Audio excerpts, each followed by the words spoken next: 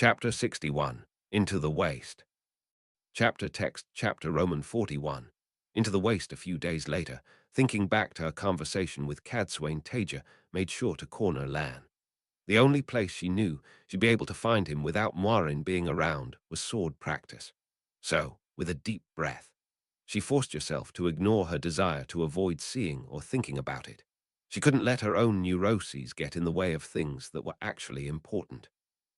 When Taija arrived, Rand and his swordmaster, apparently the man's name was Edram, or at least that's what he called himself, were sparring while Lan watched with folded arms and a critical expression. Alexei was sitting off to the side of the courtyard, looking a bit bored, and was the only one to notice her quiet arrival. He looked surprised and a little worried, but Taija gestured for him to stay seated, and he kept his silence. Rand and Edram were flowing back and forth, wooden practice swords clacking against each other repeatedly. Rand was clearly getting pretty good, even to Taija's amateur eyes. Their swords were flickering blindingly fast, stroke and counterstroke always blocked or dodged, leaving both untouched. Until suddenly, Edram seemed to overstretch himself, stumbling off balance. Taija winced in expectation of Rand's descending blow, except it never landed. Edram twisted aside, smoothly dodging what would have been a killing blow, and almost casually placed his sword across Rand's throat. She could see the frustration in Rand's face as he allowed the point of his sword to drop. "How did you do that?" His voice was sharper than was really polite with the man.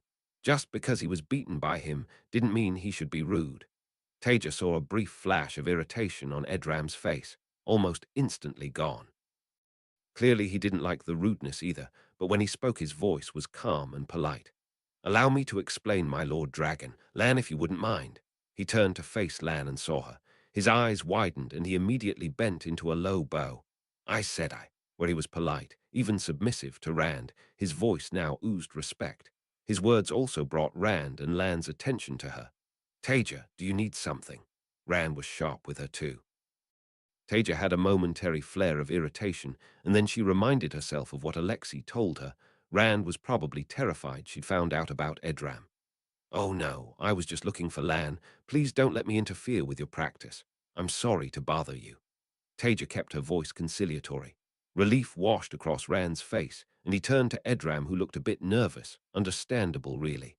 "Edram, come. Let's give Taija Sedai her privacy." He nodded to her and spun on his heel to walk out. Edram gave Taija a lingering look, almost enough to make her uncomfortable, and then practically leapt into motion, hurrying after him. There was something oddly familiar about Edram. That fainted stagger, the way he held his hands when he bowed. No matter, the Aelfin's words resonated in Taija's head, and she had far more important things to worry about. Let Rand have his false dragon tutor. She didn't need to be involved in everything, and Alexei would tell her if something was wrong. Lan was toweling the sweat off his topless form. He really did have an impressive array of scars. "Sorry to have disrupted your practice. I hadn't meant to interrupt. Do not concern yourself about it. We were almost finished anyway." He was as stony-faced as ever. Taija reminded herself that she needed to be careful. She didn't want to accidentally tread on some unknown cultural taboo and upset him, so she decided to address the question in a roundabout way. It would be good for Alexei to hear this too. "Lan, would you mind if I asked you about bonding? I've just recently realized that I'm terribly ignorant about it given my relationship with Alexei. I didn't even know it was a thing until a couple of days ago." "Of course, you may ask me anything." If he was surprised by her question, he didn't show it. "Thank you." Taija took a breath and started asking various questions she already knew the answer to. What the effects of the bond were, whether Aes Sedai could have more than one warder, things like that. Lan answered calmly and helpfully, his voice as steady and emotionless as ever. Taija did wonder if there was something about the bond that affected people's emotions.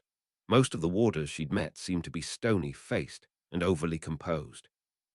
Probably not. The Aes Sedai weren't really all that different, even the ones who didn't have warders. It was probably just the way they felt they were meant to behave. Taija even managed to slip in a question about the compulsion aspect of the bond, which got her a sharp look. It was vile as far as she was concerned, but Lan seemed to be aware of it, so that was between him and Moiraine. Finally, Taija got to the fundamental question she really wanted to ask him. So when Moiraine banded, she wasn't at all keen on the word.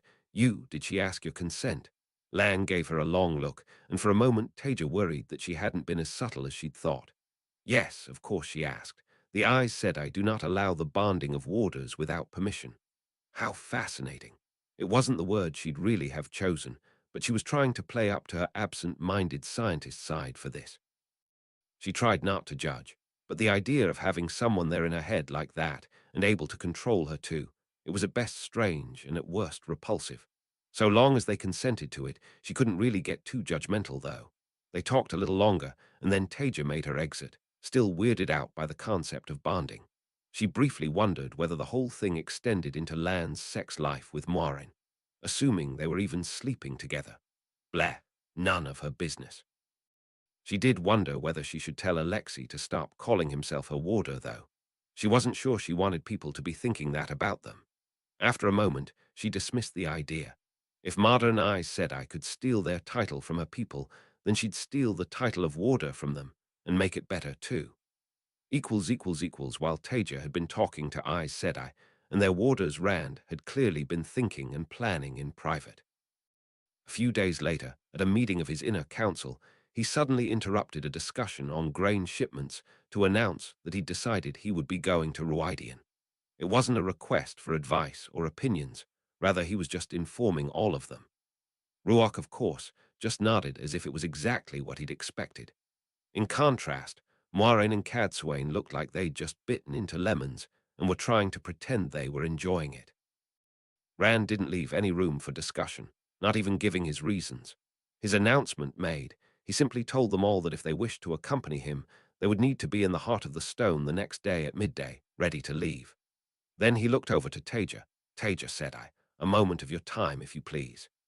His voice was curt, like he was calling her to heel, and he promptly turned and strode out of the room, leaving Taija to leap up and scurry after him. She was a bit irritated by the time she caught up with him. What was that about, Rand? She snapped. Are you summoning me in front of everyone like a misbehaving schoolgirl now? Fortunately, she got her annoyance under control before she said anything more, reminding herself he was under a lot of stress. Are you going to start telling me I'm wrong too? His voice was hard. No. Taija gave him a sideways look. He was still walking too fast, forcing her to almost jog. You never ask my opinion, but I don't think it's a bad idea to go to Ruidian. The dedicated clearly think you fulfill their prophecies, and I can think of worse options. I'm just annoyed at being spoken to as if I've done something wrong. He hesitated and then slumped slightly. I'm sorry. There's a lot going on, and I know you have your own things to worry about, but actually it was deliberate. Suddenly sound faded from around the two of them. He must have spun a ward. See, Taija wasn't happy, but it wasn't worth making a point over. Why, though? He gave her a slightly awkward smile. I wanted to ask you a favor, actually. When I go to the waste, I want to leave Calendor behind. What? Why would you do that? Taija interrupted him without thinking. It's a sangreal, a powerful one. You shouldn't be letting it out of your sight. What if you need it? What if one of the Forsaken takes it? He nodded. It's a sangreal, but a flawed one. I can't use it. You can't. This was news to her. Cadsuane told me. It seems that it has two major flaws. Firstly, it has no buffer, so I could burn myself out using it, and secondly, it magnifies the effects of the taint for whoever uses it. Taija blanched at the idea of the taint being even worse than it was. And you trust Cadsuane? She couldn't quite keep the skepticism out of her voice. On this, yes. He spoke slowly. Do you remember the last time I used it? When the Trollocs invaded the stone? I wanted to kill every shadow spawn in the world. I was drawing more and more of the power, and I'd have kept going until I burnt myself out or destroyed everything for leagues around me if you and Moiraine hadn't stopped me. I can't trust myself with Calendor unless I absolutely have to. Taija chewed over that for a few seconds. All right, so it's dangerous for you. Fair enough. She thought a little more. I suspect you could use it safely in a link with at least two women, if one of the women led, although I want to look at how it interacts with the taint first. Rand chuckled. He seemed to have cheered up a bit. Maybe he was expecting her to argue with him more. Funnily enough, that's exactly what Cadsuane said, other than the bit about it interacting with the taint. Anyway, I don't like the idea of linking with any of them any more than you do. I suppose Nynaeve or Elaine would be all right. All right, so where do I come into this? Did you want advice on where to leave Kalendor so that the Forsaken couldn't get to it? Taija was already thinking over what she'd do. The obvious solution seems to be somewhere isolated that has no connection to anyone you know. Spin an inverted gateway to get there. Rand cut her off. I want to leave it here in the stone. He didn't give her time to say how stupid that was. I need a reminder for the Terns that I'm still alive, and that I'll be returning or they'll be in rebellion the day after I leave, and I think I can make it so dangerous none of the Forsaken will touch it. Taija's lips thinned. Are you absolutely sure about that? I assume you know how to invert webs and make complex wards then. He nodded, light he really was picking things up fast. There's also the prophecies of the dragon. His eyes took on a distant look, and he recited, Into the heart he thrusts his sword, into the heart to hold their hearts. Who draws it out shall follow after, what hand can grasp that fearful blade? Well, you know my views on prophecy, but fine, I take your point. So you're going to put some traps around it, presumably the sort of thing that would be fatal if you try to take Kalendor or break the wards. Yes, that's right. Well, at least he looked confident. All right. Presumably you're asking me because you want me to add a bit more to the mix. It wasn't a terrible idea. You do realize wards aren't my speciality. I've spent a lot more time breaking them than making them, and my methods for breaking them aren't the most sophisticated. Of course, but I was thinking, I want to make it look like we argued. Maybe you could look a bit chastened after our conversation, and I can storm off. Then I can make a big show of placing my own inverted wards over Kalendor tomorrow. After that, no one is likely to suspect that you've added a few of your own at the same time. If they're feeling out inverted threads of Sedin, they might make a mistake with inverted Sedar by using the same techniques for it. He had a slightly evil smile. Well, all right, fine, I'll do it. I'm still not sure that this is the best way to protect Kalendor, but you're the dragon. Taija wasn't sure how he knew about the differences between Sedin and Sedar wards. The subtleties of feeling one's way round inverted wards hardly seemed like something that even a false dragon would be able to teach him. He was right, though. It could be a nasty surprise for anyone who only expected Sedin. So what's the plan? Right. So I'll come in and make a big show and give a short speech. Then I'll drive Kalendor into the floor in as dramatic a way as I can. At the same time, I'll be spinning the wards around it. You'll be able to tell when I'm done as I'll let go of Kalendor, and that's when I'd like you to add your own.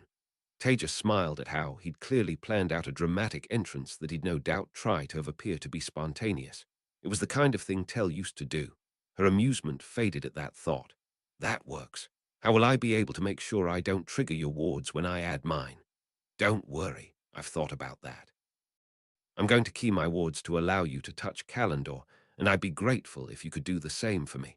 Then I'll also add a protean trigger to them with this signature. Equals equals equals. The next day Taija was waiting in the heart of the stone with a large pack on her back shortly before midday. She wasn't sure how long she'd be out there, but the war had taught her to get by with nothing more than she could carry. Of course, she could most likely just travel if she needed to leave the waste, but she couldn't be 100% sure of that, and it also made a good teaching opportunity for the girls, particularly Elaine. Taija smiled ruefully to herself. She did try ever so hard, but it was very easy to see that she'd been brought up in a palace. Rand hadn't specified whether there were any limits on who could or couldn't come. Not that he would get to decide what Taija did anyway. One aspect of modern Aes Sedai that she could get on board with was their view that no one else was allowed to interfere in their affairs. It was just a pity they seemed to be so reluctant to apply that to her. Regardless, Taija was an independent woman who could make her own gateways, so there wasn't much anyone could do to stop her, other than ask politely anyway. Regardless, there was no chance Taija wouldn't go, and it was an easy decision to bring the girls with her. They'd be happy to see Egwene again, and since she'd pretty much given in and accepted them as her apprentices, they should follow where she went. Obviously, Taija offered them the choice, but unsurprisingly, they hadn't hesitated in saying they'd come. She'd spent some time after that talking to them about appropriate packing and clothing choices, and she was pleased to see that they turned up in the heart of the stone with packs they could lift themselves. They were still wearing dresses, but at least they weren't silk. The girl's insistence on propriety was frustrating, but Taija was sure she'd get them into something more sensible sooner or later. Dresses were great for when she wanted to look her best, but they were completely inappropriate for going to a desert wasteland full of Ard warriors, let alone for actual fighting. Judging by how grumpy the girls looked, Taija suspected that their initial plans were to bring rather more, and she was glad she'd nipped that in the bud. She really needed to get them running with her each morning too. It went without saying that Alexei was also there with her, his now familiar shadow just behind her, staff in hand and pack on his back. He certainly hadn't needed any instructions on packing. There was already a large gathering of Terran nobility filling the heart of the stone, standing in clumps and watching the doors. They studiously ignored Taija and the girls, refusing to meet her eyes, but somehow a space seemed to clear for her. Cadsuane was also there with her own bubble of space around her, and Moiraine and Lan walked in shortly after Taija. They didn't have packs with them, and the Aes Sedai were in their usual fine silk dresses. Odd. Finally, just before midday, Matt hurried in. To Taija's surprise, he made a beeline for her group, heading behind her to stand next to Elaine. Taija glanced back and gave him a welcoming smile. He really had been nice to Elaine since the horrible events with the Aelfin, so she generally got time for him, even beyond the fact that he was quite fascinating. Matt grimaced ever so slightly and looked away rather than smiling back, although Taija was pretty sure he tried to hide the reaction. She always seemed to make him nervous, when he couldn't outright avoid her at least, and when she'd asked Elaine why she'd been very evasive. Perhaps it was still her drunken episode. That would make any young man uncomfortable. Taija gave a grimace of your own, but luckily he couldn't see. Bang on midday Rand strode into the heart of the stone. Perhaps 100 or so dedicated ran beside him, black veils across their faces. Taija thought that meant they were ready to fight or something. Maybe a question for Ruach. They did seem to have some odd beliefs about when and how it was appropriate to fight. Rand headed straight for the center of the heart, coming to a halt with an echoing ring of boots on the stone floor, his dedicated array behind him. It was as impressive as Taija had expected. Almost as soon as he'd stopped, he launched into a speech about Tyr's armies marching, to much cheering from the Terns, before telling them they'd be going on a humanitarian mission to Caerhien. That got rather less in the way of cheers. However, it made Taija smile. It had been a frequent subject of debate with his inner council.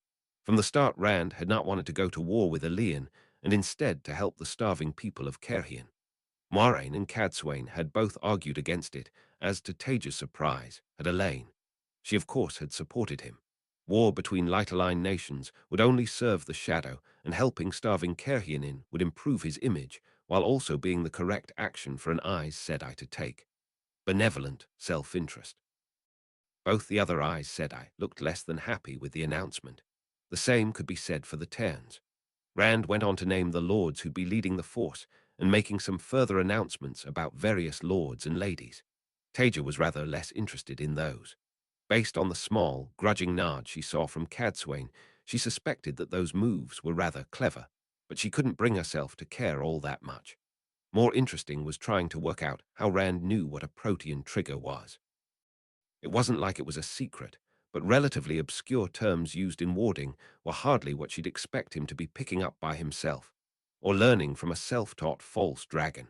On the other hand, he had managed to teach himself traveling out of nowhere with less than a year of channeling under his belt. Still, even if he knew what he was doing, he shouldn't have known the terminology. Taija's train of thought was broken by a sudden silence. When she looked up, Rand was holding the glowing crystal sword, point down. It was nearly her moment. She embraced Sedar, unseen by the other channelers in the room, and focused. It was going to be tricky. Wards weren't her area of expertise, and she was going to need to spin fast while looking like she wasn't doing anything other than being shocked at Rand's brilliance. Rand was sweating, and Kalendor glowed brighter, almost blinding. The stone will hold Kalendor until I return. He plunged the sword straight into the stone floor, lightning arcing up to the dome above the chamber. Taija and everyone else in the room looked away from the light, so bright that it was painful. The whole stone shook, loud rumbles running through it, and Taija staggered, struggling to keep her feet even as many people around her fell. Not having to pick herself off the floor meant that she saw Rand slowly prying his fingers off the sword's hilt, his body almost seeming to resist him. As soon as his last finger left the hilt, the light faded from it, and Taija was spinning, rapidly mapping out Rand's own webs by feel and sliding hers around them. He seemed to have somehow spun something that was almost perfectly designed to allow Sedar to be inserted into its structure, and she filled the gaps with her own inverted webs. All 5 elements coming together in an intricate matrix, spun with blinding speed. She kept her face as expressionless as possible, not moving a muscle. Permissions were added to her half of the ward for her and Rand, various contingencies, deadly consequences. They all came together. It was small, but it was as complex as any ward she'd ever spun. The protean trigger was there, as expected, and when Taija's web came together, she tied it off, spinning it into the mouth of the trigger and using spirit to trip it. A moment later, Rand's wards were active, inextricably intertwined with her own webs, a solid mass of invisible Sedar and Sedin. Taija resisted the urge to slump slightly as she released Sedar. That had been difficult to do so quickly. By the time she was finished, the audience were picking themselves up, and Rand had already turned to leave. Taija and the others who were planning on going with him hurried on after his dedicated escort. Taija quickly realized he was heading for the stables. Ahead of her, Moirin seemed to be having a furious argument with Rand, while Cadsuane was hanging back. She decided to leave them to it, content to amble along behind everyone with her own entourage. At the stables, they were met by Edram, and yet more dedicated, as well as various people's already saddled horses. It seemed that the Aes Sedai had bags on their horses and pack horses besides. For fuck's sake, she should have thought of that, but why would she even think about horses? Horrible, uncomfortable, smelly creatures when you could just travel or get a bus or train. Taija allowed herself a moment of irritation at the fact she'd be carrying her own pack, but such was life. Perhaps she could palm it off on someone. Maybe if she leaned on her status as Aes Sedai. The girls looked even more disgruntled, but it would be good for them. Character building. Eventually, once everyone was organized, Rand opened an impressively large gateway. Peering through the hole in the air, all Taija saw was barren-looking scrubland. She suspected she wasn't going to enjoy it all that much. Chapter 62. Interlude Roman 19. Aleda will save the day. Chapter text Interlude Roman 19. Aleda will save the day. Aleda du Avrini Rohan, Watcher of the Seals, Flame of Tar Valon, the Amulin seat, studied the reports in front of her with something approaching despair. There were so many things wrong with the world. It was bad enough that Siun Sanch had survived and was leading her pathetic rebellion against the tower's lawful authority somewhere out to the west. Thank the light, so few sisters had joined her. Just as bad in many ways was the way her own loyal Aes Sedai seemed determined to stymie her will at every turn. However, by far the worst thing was the discovery that the false dragon Randall Thor was not in fact a false dragon, but the true dragon reborn. She had known for weeks, but she still felt sick to her stomach whenever she thought about it, and it was hard not to have it constantly on her mind. The implications. If the dragon had been reborn, then that also meant the last battle was coming. A terrifying idea. The White Tower would need to be ready to lead the forces of light, so that the dragon could die on the slopes of Sheol Gull as the prophecies required.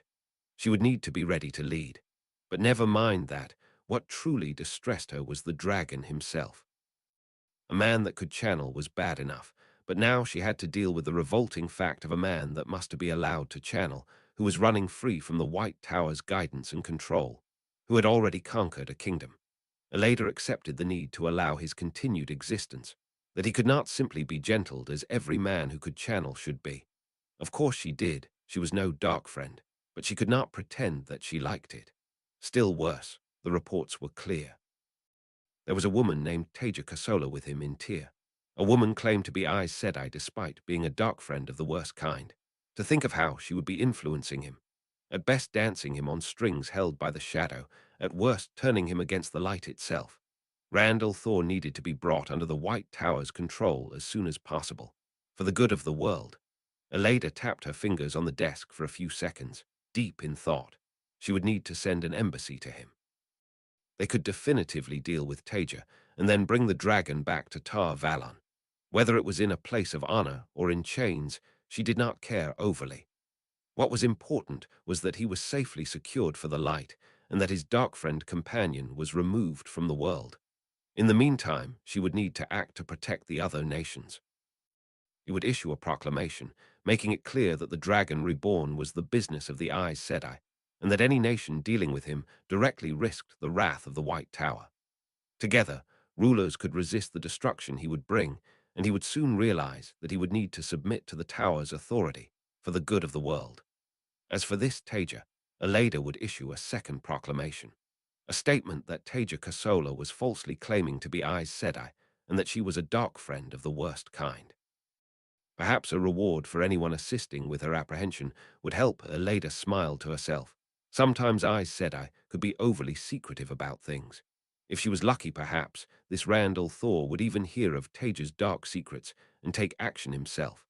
She could only pray to the Creator that the woman had not succeeded in corrupting him.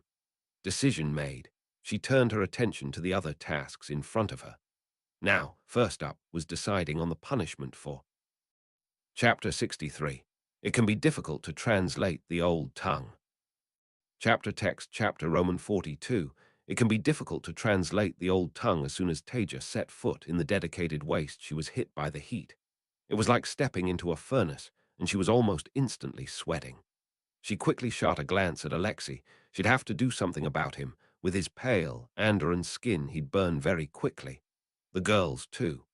As for herself, Taija at least had the benefit of melanin. Nevertheless, she was soon rummaging in her pack, which was now happily mounted on a horse that she'd acquired at the stables in Tyr, for a cloth to tie around her head. She could just spin a web to partially block the sunlight above her, but that would make her stand out uncomfortably, a target for anyone looking to remove the channelers from the group. Taija pulled out a length of white cloth from her pack, and after a moment's thought, wrapped it around her hair and over her face, just leaving her eyes exposed. For a moment, she enjoyed imagining she was Fernane Kuraman when she starred in Rapid Reaction 3. A completely trashy film, but great fun all the same. Then she remembered where she was and pulled herself back into the present with a small grimace. Pleasingly, the girls were already copying her, although probably not fantasizing about long-gone movies while they did it. That just left Alexei. She'd have a word with Rand, too. Ginger hair and excessive sun didn't go well together, but he seemed to be arguing with Moiraine about something, so Taija figured she'd leave them to it for now. By the time she'd sorted Alexei out and seen that Matt had copied Elaine, sensible lad, the rest of the group had gotten themselves organized with Ruach taking the lead. They were all on what looked like a mountainside overlooking yet more wasteland. Not a particularly attractive mountain, though, no towering crags or snow or trees, just brown, arid scrub. Taija didn't hear what was being said by Ruach, but soon everyone started to move slightly down and along the mountain. It was lucky it wasn't particularly steep or rough, at least where she was, but with the heat and lack of a proper path, it was still going to be hard going. Alexei, Matt and the girls swung themselves onto more acquired horses. They were far too soft at times. Alexei was fit enough, she supposed, but Taija found herself musing about the girl's condition. Then she saw the dedicated walking and trotting along in small groups, and she started smiling. The kind of smile that would have had her apprentices worried if they'd seen it.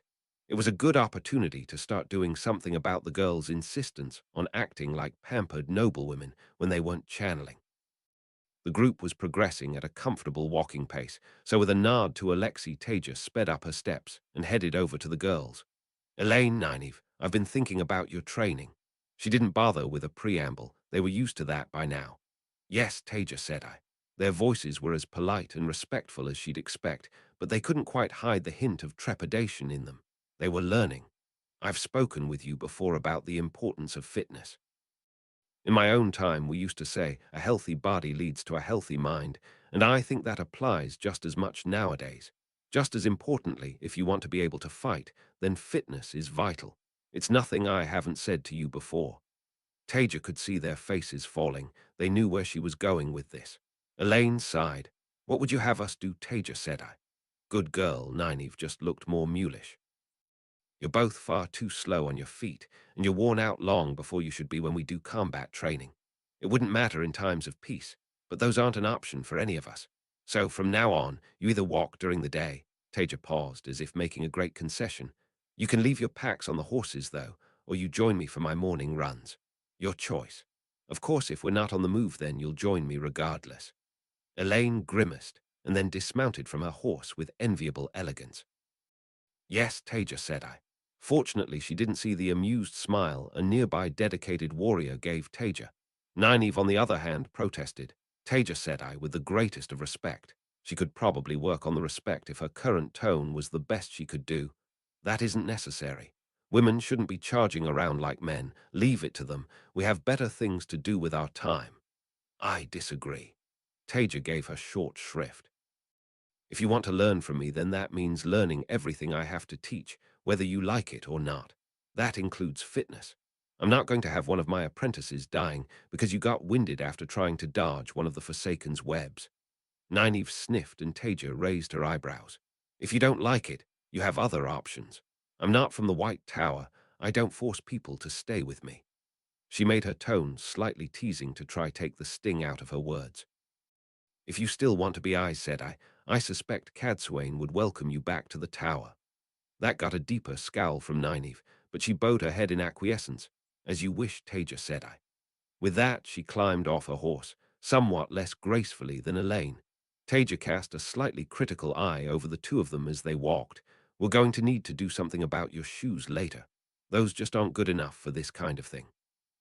That dealt with, she shot a querying glance over to Alexei, who'd been watching with some amusement next to Matt. He shrugged. "I'm already doing a lot as part of my sword training with Edram." "Fair enough." She hadn't noticed him running out of steam too easily. "It would be good to get you and Rand along to train with the girls sometime soon, though. Everyone could do with getting more experience working together." Taija raised her voice. "Matt, will you be joining us?" He just gave her a flat stare. Fair enough, it wasn't like he was her apprentice, but his loss. It took a couple of hours of walking, but eventually, as they worked their way round the mountainside, a valley came into sight below them. It was an awe-inspiring vista, spread out before Taija, almost making up for the unattractiveness of the mountain itself. Or it would be if it wasn't full of dense fog. How in the light was that possible in this heat? There was something poking out of the fog, too, and as Taija got closer, she started to think it might be towers. She could only see the very top of them through the dense grey cloud, but even the little she could see of the architecture looked oddly familiar. Eventually, she realized with a twisting feeling in her stomach that it reminded her a bit of her time. It must be Ruidian. Maybe she'd be able to get a closer look later. It wasn't long after that they crested a ridge to see two encampments of dedicated ahead of them. Taija wasn't sure why they thought a fight was coming, but the dedicated in her party reacted by veiling themselves, and more dedicated seemed to be streaming out from those camps, also veiled. Shouldn't they be friends? Or did they have some kind of internecine warfare thing going on? Were they dedicated to different things? Taija embraced Sedar and prepared herself to spin lightning. Perhaps she could scare them out of doing anything stupid before anyone got killed. Then she heard a woman's voice loudly call out, "The piece of Ruidian." Suddenly, the dedicated came to a halt, hurriedly unveiling with the tension leaving them as quickly as it came. Taija realized that the voice came from a third, much smaller encampment, from which four women bedecked in jewelry and wearing dark skirts and white blouses had emerged. With a fight now looking unlikely, she let go of the webs she'd begun to spin, although she continued to hold Sedar. The older looking of the dedicated women seemed to be saying something to the dedicated who came with Rand, and as she was speaking, most of them started to divide up supplies and move off. Taija was starting to get irritated at not being able to hear what was going on, so she moved forward through the group towards the dedicated women. That let her see Ruok go up to the white-haired woman and tell her something quietly. She briefly touched his cheek with obvious affection as she replied. Perhaps that was his wife. Taija really hoped he hadn't been hitting on her. Once she was close enough, Taija listened to them talking about clan chiefs with one ear while she turned to the girls, Matt and Alexei, and ordered them to drink. "If you don't stay hydrated, well-watered, then you'll end up incapacitated or dead in no time." She'd have thought they'd have the sense to drink plenty without being prompted. By the time Taija had sorted them out, there seemed to be some kind of argument going on between one of the dedicated warriors and the women. In her head, she rewound what she'd vaguely heard.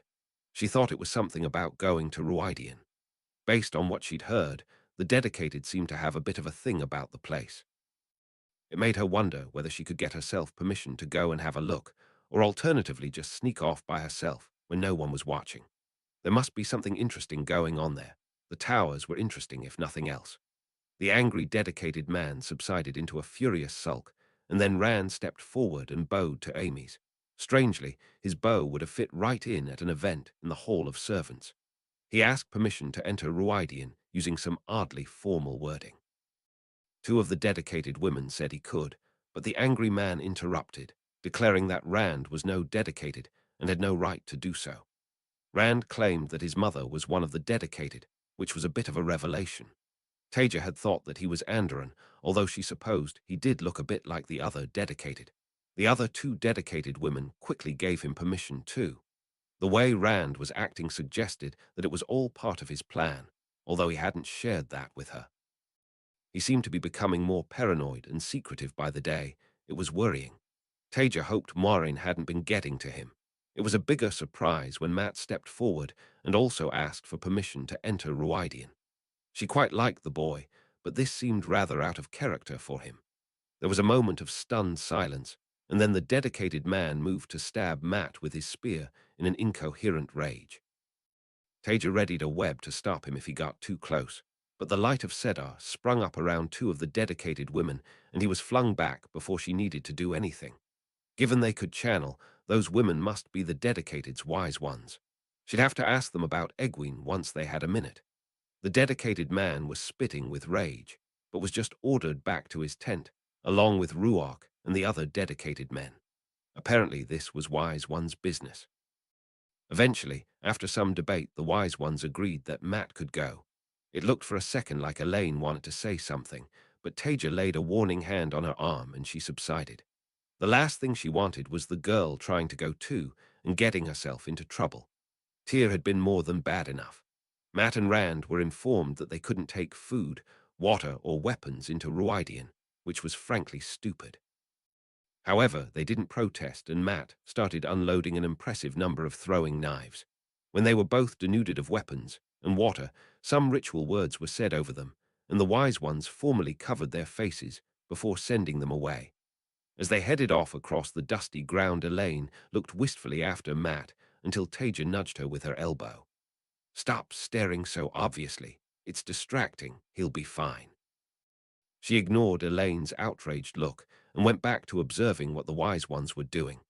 They gave the rest of them a once-over, and then the white-haired one addressed the remaining men. "You too," she looked at Alexei and Edram. "And man alone, we wish to discuss women's business. Go to the encampment and raise your tents." If Lan hadn't already told Taija why the dedicated called him man alone, she might have had to suppress a snigger. If she ignored the very serious and tragic reason behind it, it was a bit of a silly name. As it was, Taija was irritated to have Alexei ordered away because of some stupid gender thing, but kept her silence. There was no point alienating these people straight away. The Wise Ones didn't seem to be particularly interested in her and the girls at this stage, instead speaking with Moiraine and Cadsuane. That was fine with Taija. She was happy to listen and learn for now. It seemed that they had dreamed that Moiraine would most likely come, but hadn't been sure about Lan or Cadsuane. That confirmed that they must be the ones teaching Egwene. Taija shifted on her feet, suddenly a bit impatient. She wanted to make sure her apprentice had been all right among these odd people. She'd been careful not to interfere because of the Aelfin's answer, but it had been difficult for her. Finally, they called over the last dedicated who had stayed behind, one of their spear maidens who Taija vaguely recognized from the stone. She'd stuck in her mind because she could channel, or at least had the potential to, and occasionally seemed to hang around with Elaine. Avienta, that was her name. What followed must have been another ritual, if a rather harsh one. She was informed that she was going to become a wise one, whether she wanted to or not. Her weapons were broken in front of her, a few threats made, and a lot of talk of duty and obligation. It seemed unnecessarily unpleasant, although it was nice to hear at least some channelers talking more about duty than their own status. It was interesting that all four of them seemed to be wise ones, even though only two of them could channel. Something passed between Moiraine, Cadsuane, and the Wise Ones, although Taija wasn't quite sure what, but the oldest-looking one spoke to them. You meant to take her to your White Tower to make her one of you. It wasn't a question. She is dedicated, Aes Sedai. The Wise One's tone was firm, but it didn't seem to discourage the Aes Sedai. She could be very strong. Cadsuane didn't deny the accusation. With proper training, Moiraine added, she could be stronger than any of us. If she comes to the tower, she can achieve her potential. Both of them were intoning their words, alternating and working together for effect. It was actually quite impressive, and Taija could see how it might be intimidating to some people. She was glad she hadn't had to put up with it from them. The tower can provide knowledge and training greater than any other institution.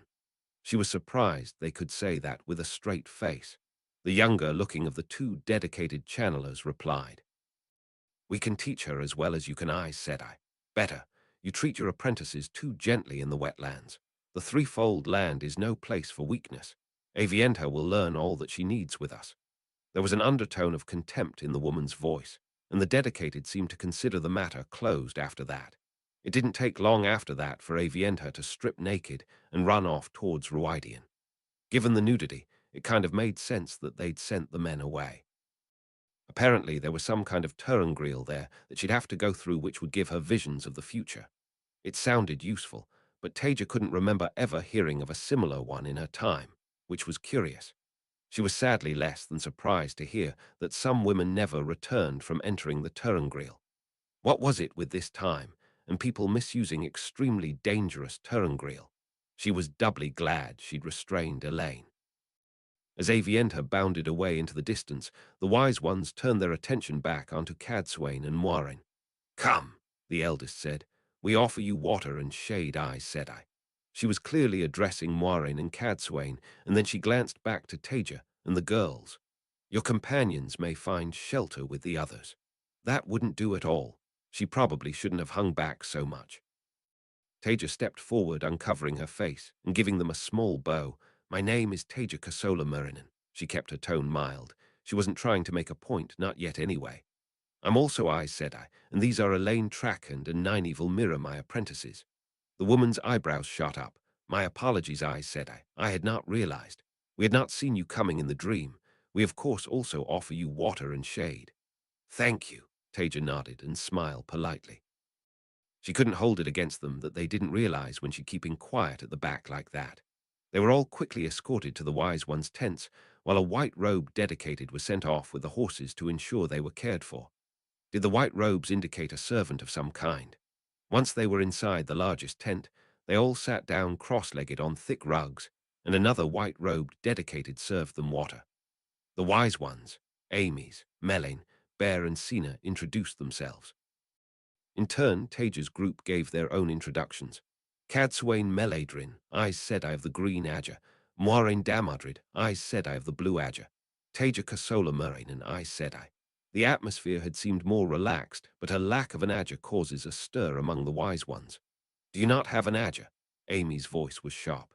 Taija shrugged. "I don't really feel I need one at the moment." She was tempted to explain that the word Adger was being misused by the Aes Sedai nowadays, but that seemed a bit obnoxious. To her irritation, the Wise Ones seemed to glance to Cadsuane and Moiraine as if asking them for confirmation. However, she felt a little mollified when Moiraine said, "Adger or no, Taija Sedai is Aes Sedai." "Very well." That seemed to settle the matter. Taija thought Moiraine might be about to speak, but jumped in before she could.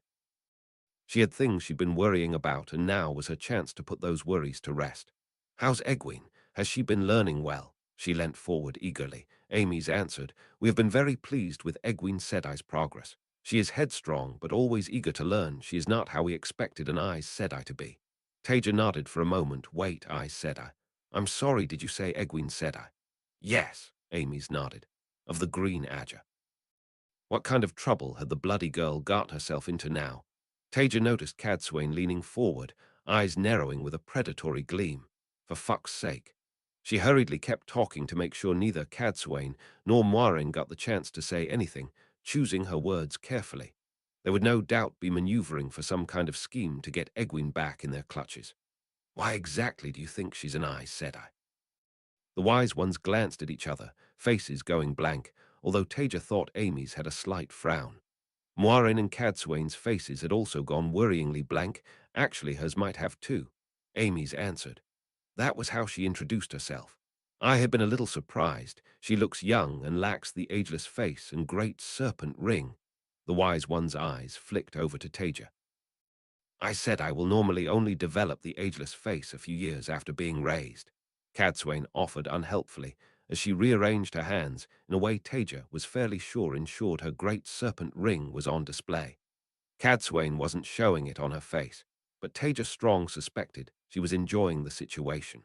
She resisted the urge to make a sarcastic comment about people binding themselves like criminals. The truce she'd achieved with Moiraine and Cadsuane was tentative enough. Amy's eyes flicked from Taija's face to her hand again. Yet Taija Sedai does not have an ageless face, nor the ring. Her voice was level, just presenting a question, not challenging Taija's status. Taija kept her voice mild. Nevertheless, I am Aes Sedai. Indeed, Cadsuane agreed without hesitation to her mild satisfaction. Although Taija supposed she'd established her status with her through right of conquest, if nothing else. People nowadays did seem far too focused on strength. Taija didn't want Moiraine and Cadsuane taking over. It seems that I'm going to need to have words with my apprentice. She emphasized the last two words without looking at the other Aes Sedai. She could sense Cadsuane shifting slightly, but she didn't say anything. Quite right, too. The wise ones glanced at each other, and after a second Amy summoned one of the white-robed servants. Fetch Egwene. Tell her to come at once. Perhaps sensing the tense mood, the servant nodded and practically ran to find her. The nine of them sat in slightly awkward silence while they waited, and then Egwene came hurrying and looking sweaty. She was dressed like the dedicated wise ones in white, cotton blouse and brown skirts, and seemed to have picked up quite a tan. She was looking to the wise ones when she arrived, but then she registered Taija and the other Aes Sedai's unsmiling presence. Hello, Egwene Sedai. Her face instantly fell, and Taija felt a pang of guilt. She really had missed the girl. However, it was completely unacceptable to pretend to be Aes Sedai. She'd have thought Egwene would have realized from her lessons how offensive it was for someone to claim the title when they weren't entitled to it. Modern Aes Sedai, at least, had the excuse of believing they were true Aes Sedai, although as more than one of them had tried to remind her, they were hardly willing to let others claim the title either. More so, it was personally offensive. Gone out of her way to take Egwene in, had to fight, literally, to have herself recognized as an Aes Sedai, and then the girl just claimed it casually. Taija let the silence stretch for a second. She didn't want to be unnecessarily unpleasant to Egwene, but she needed to understand that it wouldn't be tolerated, that Taija was actually very angry with her. Would you care to explain? Egwene was a bright girl. If prone to poor decisions at times, she knew what Taija meant. I'm sorry, Taija said. It just happened. I was in the unseen world, and I ran into Amy's, like I told you. I panicked when I met her, and I was just desperate for her to help me, and so I told her I was Aes Sedai. I realized straight away that it was a stupid mistake, but then I couldn't say anything in case the wise ones refused to teach me, so I just had to keep going. Taija watched her, expressionless, as she explained. She couldn't see any hint of dishonesty in Egwene's expression. She mostly looked upset and scared. It was a plausible explanation, too. Taija thought back to some of her own youthful escapades. She'd never have been stupid enough to claim to be Aes Sedai when she wasn't, but there were plenty of times she'd managed to get herself into a difficult situation by saying something stupid. Unfortunately, her considerations were interrupted by Cadsuane. The last girl I met who claimed to be Aes Sedai was made to weep for several months afterwards. Taija shot Cadsuane a look. Seriously, the wise ones were looking very unimpressed with Egwene too, nodding in approval of Cadsuane's statement. This was getting out of control. Egwene, I'm disappointed in you. You know more than enough to know that claiming to be Aes Sedai isn't acceptable. We will discuss your punishment between us. Go and think about what you've done. Taija spoke to her as if she was a child and tried to ignore the fear on her face. She didn't have time to be angry. She needed to get in control of this situation before one of the others said something publicly that they couldn't walk back on. It was going to be a delicate balance between protecting Egwene from the others and still making sure she was appropriately punished. Just what she needed. But Egwene protested before Taija cut her off. Now, Egwene. Her voice left no room for compromise. Despite that, Nynaeve spoke up. Taija said IP. She cut her off too. Quiet. Elaine, Nynaeve, you two leave too, please. It did her credit that she wanted to support her friend, but there was a time and a place. The situation was going to be delicate enough as it was. Taija needed to be in control of the conversation before the dedicated or other Aes Sedai decided they wanted Egwene beaten or the dedicated refused to teach her anymore. I must apologize for my apprentice's behavior.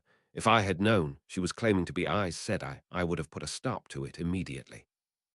Taija faced the wise ones, making it clear it was them she was apologizing to. Ultimately, she was fairly confident that Cadsuane and Moiraine would give way to her if she pushed the point, although she'd rather not have to. She has given offense to all of us, but I think the best thing would be for us to collectively agree on a punishment for her. I do not see why that is necessary. She has obligation to all of us. It must be met individually. It took Taija a second to process what she meant by obligation. People did use her language oddly sometimes. I understand what you're saying. However, the dragon has been reborn. You have your chief of chiefs, and the light is assailed by the shadow from all angles. We can spend time punishing her in each of our own ways and waste our collective time and also hers when she should be learning like the apprentice she is, or we can come to an agreement together. The dedicated looked skeptical, and Cadsuane was clearly feeling unhelpful. The only way to make sure this kind of lesson sticks is through pain. Absolutely not, Taija snapped before the dedicated could have time to agree, then moderated her tone. She doubted her views on corporal punishment would get much favor with the dedicated. Ultimately, she is my apprentice. Taija shot a look at Cadsuane. I will speak to her at some length about what she did, but I acknowledge that is not a punishment. She could see she was losing the wise ones and hurried on. In my own training, when a student committed a severe offense, they might be given pointless tasks to do, without the power, of course. This was the proper way to punish someone and make them learn at the same time, not some barbaric beating. This was punishment with meaning. The purpose of being Aes Sedai is to serve. Pointless labor is the opposite of service. To spend someone's time on valueless activity like that is humiliating and thought-provoking. You do nothing for anyone else, and also nothing for yourself, until the lesson is learnt. The wise ones glanced at each other, expressionless, then to Taija's surprise Amy's nodded. That is acceptable to us. That was a relief, unexpected though. She thought the ale would push for something more visceral. That just left the other Aes Sedai. Taija looked Cadsuane straight in the eye and refused to look away until after a few seconds she looked down, her mouth twisting as if she just swallowed a lemon. I can live with that. After that, it was just dickering about specifics.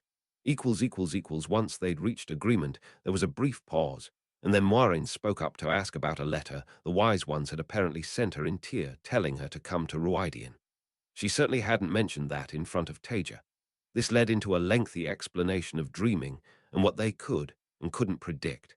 Taija wasn't a huge fan of it as an art. She could acknowledge its usefulness, but like every other method of predicting the future, it was frustratingly vague. Apparently, there were all kinds of conditions that needed to be fulfilled for Moiraine to survive. Various people needed to come here with her, and she'd need to go through the same ring engriel as Avienta, although telling her that seemed to have been a slip-up on the wise one's part. Interestingly, none of these things seemed to involve Taija. She wasn't sure whether to be relieved or offended by her apparent insignificance. As far as Taija could tell, Moiraine took the wise one's statement in her stride. She had a sip of her drink, and then launched into a musing monologue about the old tongue. Personally, Taija was much more interested in what the wise ones had to say about Ruidian and the ring Terengriel. It can often be difficult to translate the old tongue. Words can have so many meanings. The unseen world means the world of dreams, or perhaps the unseen world. Neither is really exact, and it can be almost impossible to know the true meaning of a word in the language. Seriously, Taija couldn't help snorting softly to herself. Every time she thought she'd heard it all, they came up with some new way of showing both their arrogance and their ignorance. Her train of thought disrupted. Moiraine glanced over at Taija, her face unreadable. That must have been louder than she'd thought. No point alienating her. Taija was trying to be the bigger woman. I'm sorry, Moiraine said. That was rude of me. She just sighed, As I was saying, the meanings of words in the old tongue can be complex.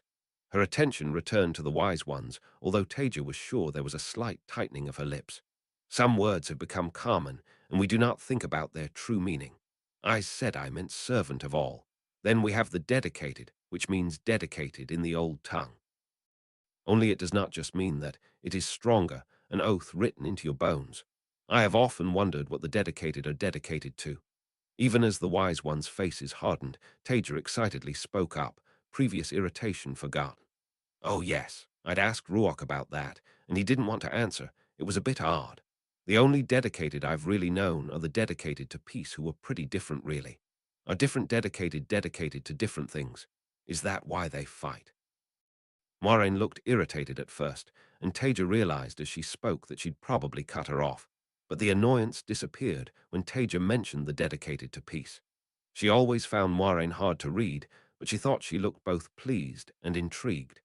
The wise ones, on the other hand, looked like they were carved from stone. Eventually, Amy's broke the silence. Ruach has spoken to me of you, Taija, said I. He said that you claim to have seen the dedicated to peace. How can this be? Is it something of the eyes, said I. Taija glanced over at Cadusain and Moiraine, who seemed to be content to let her do the talking for the moment. Maybe it was because they had no idea what she was talking about.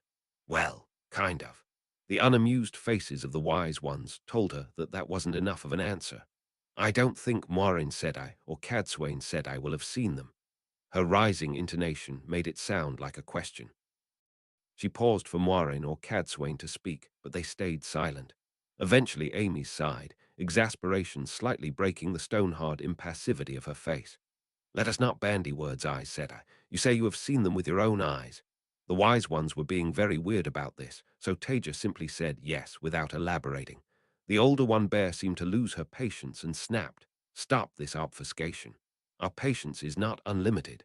How do you know of them? They are long, G. She clamped her mouth shut as if she had been about to say something she shouldn't have. However, Taija wasn't interested in that. She was sick of people talking down to her, women who thought the only way to get through life was by bullying others. I don't understand you dedicated's weirdness around the dedicated to peace. Her voice was low and laced with anger.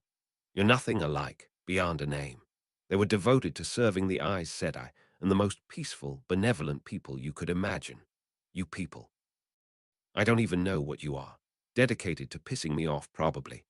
She muttered the last few words in her own language before continuing in a more normal tone. Since you ask, I probably didn't know them as well as I should have, but I could hardly have forgotten them.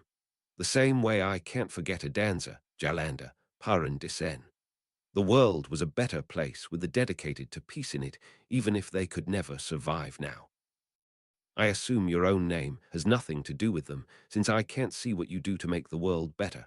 Moiraine Sedai says it's difficult to truly understand what words like that mean. Well, I understand perfectly well. Their dedication was one of the foundations on which the Aes Sedai's work rested. The wise ones took a moment to process what she said before their eyes widened, and they glanced at each other. My apologies for my rudeness, Taija Sedai, Bear replied. I have obligation. It's fine, Taija muttered. She'd been quite rude back. Consider it forgotten. That didn't seem to be quite the response Bear was looking for, but she continued nevertheless. You speak as if you were actually there among the dedicated to peace, but this cannot be possible. Taija shrugged, increasingly uncomfortable under their gazes. She hated talking about her time like this.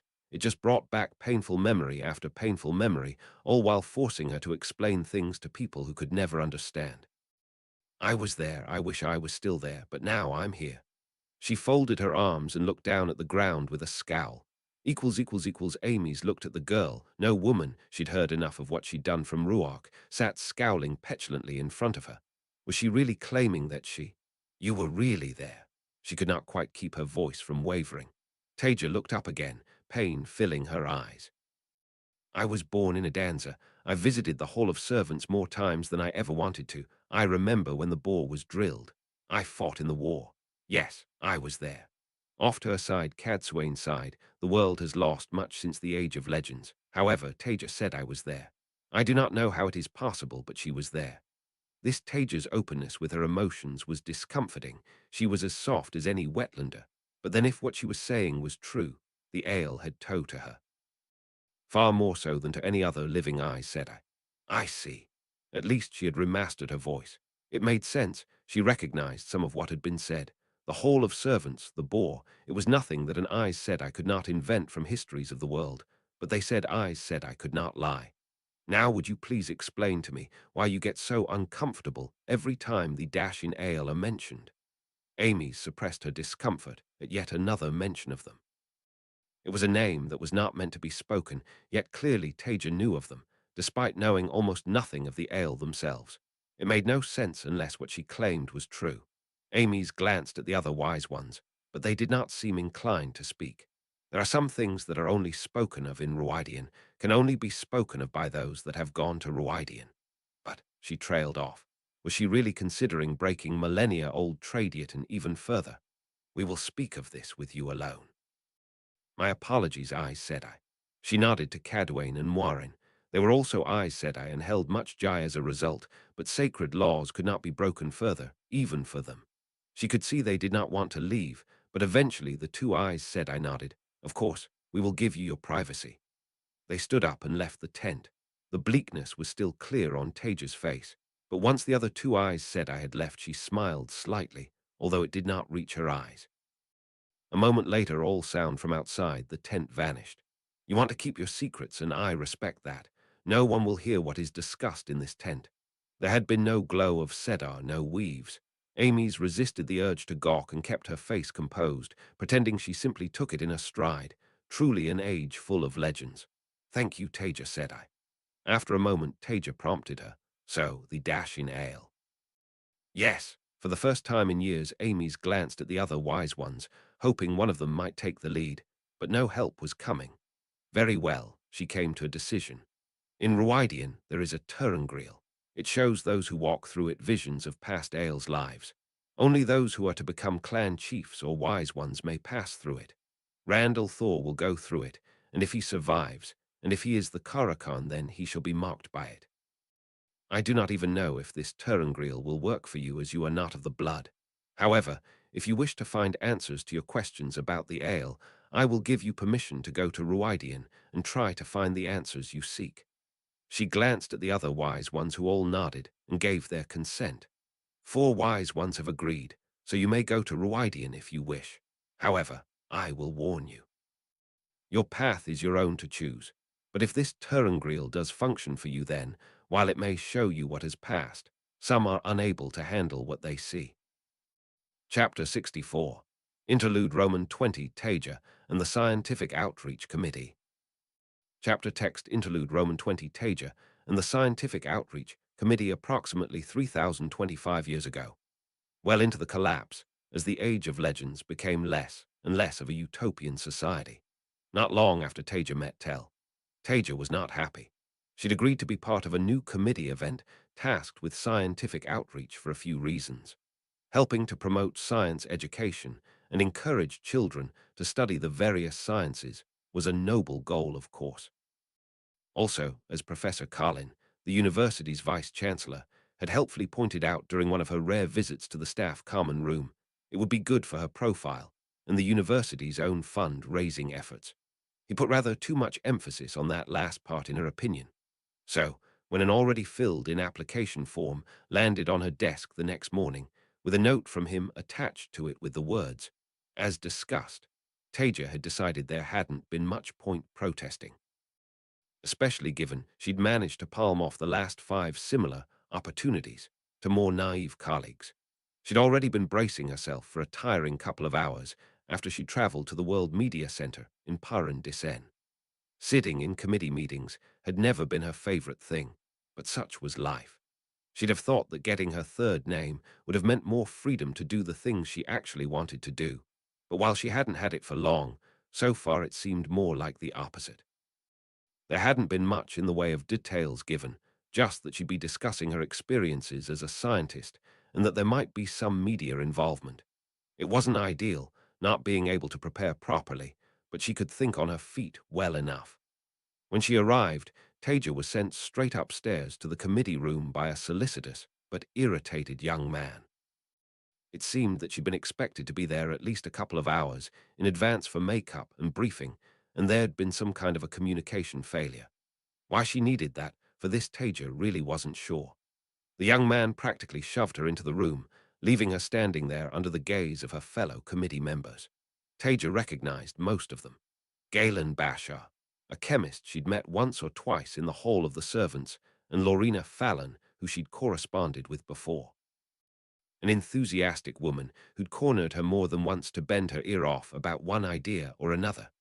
Both of them were more what some people would sneeringly call popular scientists, focused on communication rather than genuine original research. Personally, Taija thought that was unfair. Both approaches were important. More of a surprise was Ishar Morad Chewin, wearing the formal long black coat of the Aes Sedai with the golden circles of a third name on his collar. He was sitting at the table looking annoyed to even be there. Taija couldn't help but wonder who on earth had let him out of his box. It wasn't like she knew him well, but he was hardly a good communicator.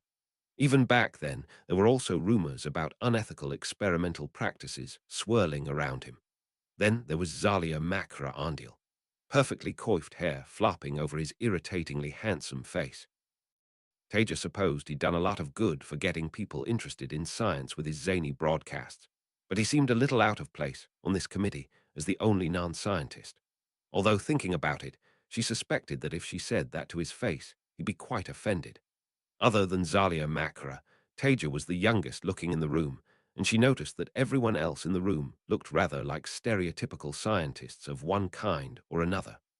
Ishar Morad in his formal coat, Lorena Fallon and Galen Basher with white hair and wearing lab coats. The other two who she didn't recognize were wearing very old-fashioned clothing, looking rather out of touch with the modern world. There were a number of cameras in the room too, which was also a surprise. Obviously, Taija had expected some publicity, but not to have various lenses pointed at her the moment she walked in. No one had mentioned this was going to be filmed. Still, she was adaptable. She could roll with events. A young woman flounced up to Taija before looking her up and down, her lips thinning in poorly concealed disappointment. "Oh, you must be Taija, I'm Belaise." Taija resisted the urge to scowl at her overfamiliarity. "Welcome, welcome. You're a little late, but no matter, we can just do your interview during the break." She grabbed Taija's arm and started urging her towards the seat next to Ishar Morad, babbling as she went. "It's a pity you missed out on makeup, but no worry, you're still young and we can play it off well enough anyway. Absent-minded, head in the clouds, you know." Excuse me." Taija managed to stutter, but the woman completely ignored her. "Also, you could have dressed properly, didn't you get the memo?" "What's wrong with my outfit?"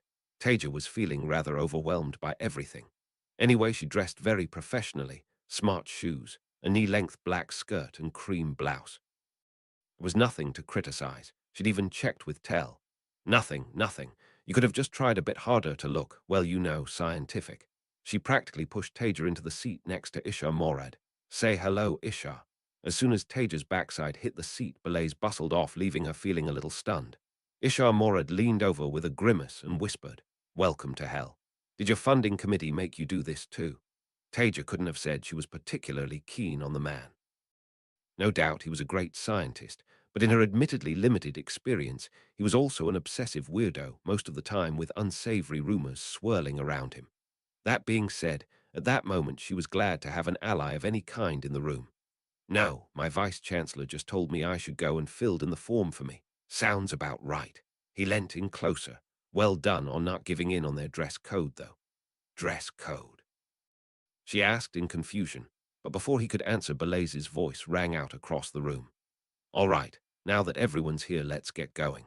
We'll have the intro from Zalia first. We roll in 3, 2, 1, action." "Hey guys, so I'm here with some of the great minds of our scientific community, and we're going to be talking about all the crazy sciencey things they do." He gave the camera a big grin, and Taija had to admit he had a certain charisma about him, even if he was deeply irritating. "You'll already be familiar with Galen and Lorena, who you've seen on my show before, but today we've also got some really big brains here too to talk to you about science. Over there you've got Ishar and Taija, two real science nerds." What had he just called her?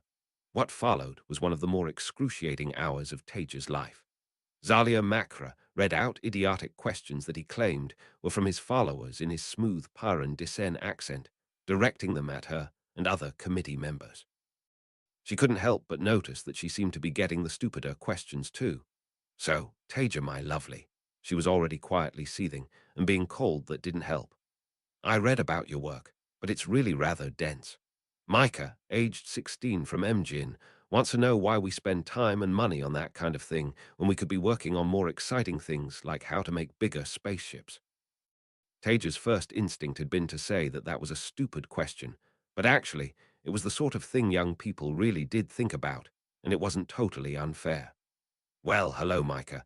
That's a good question. She gathered her thoughts as she started to speak. Spaceships are definitely cool, and I love them as much as anybody. But when we design them, they're based on fundamental scientific research that can often seem boring. It's like a skyscraper. You can't build something that big and amazing without having deep foundations underneath it, even if no one sees them. In the case of, she was cut off by Zalia Macra. Well, sure, Taija, dear, but what about your research?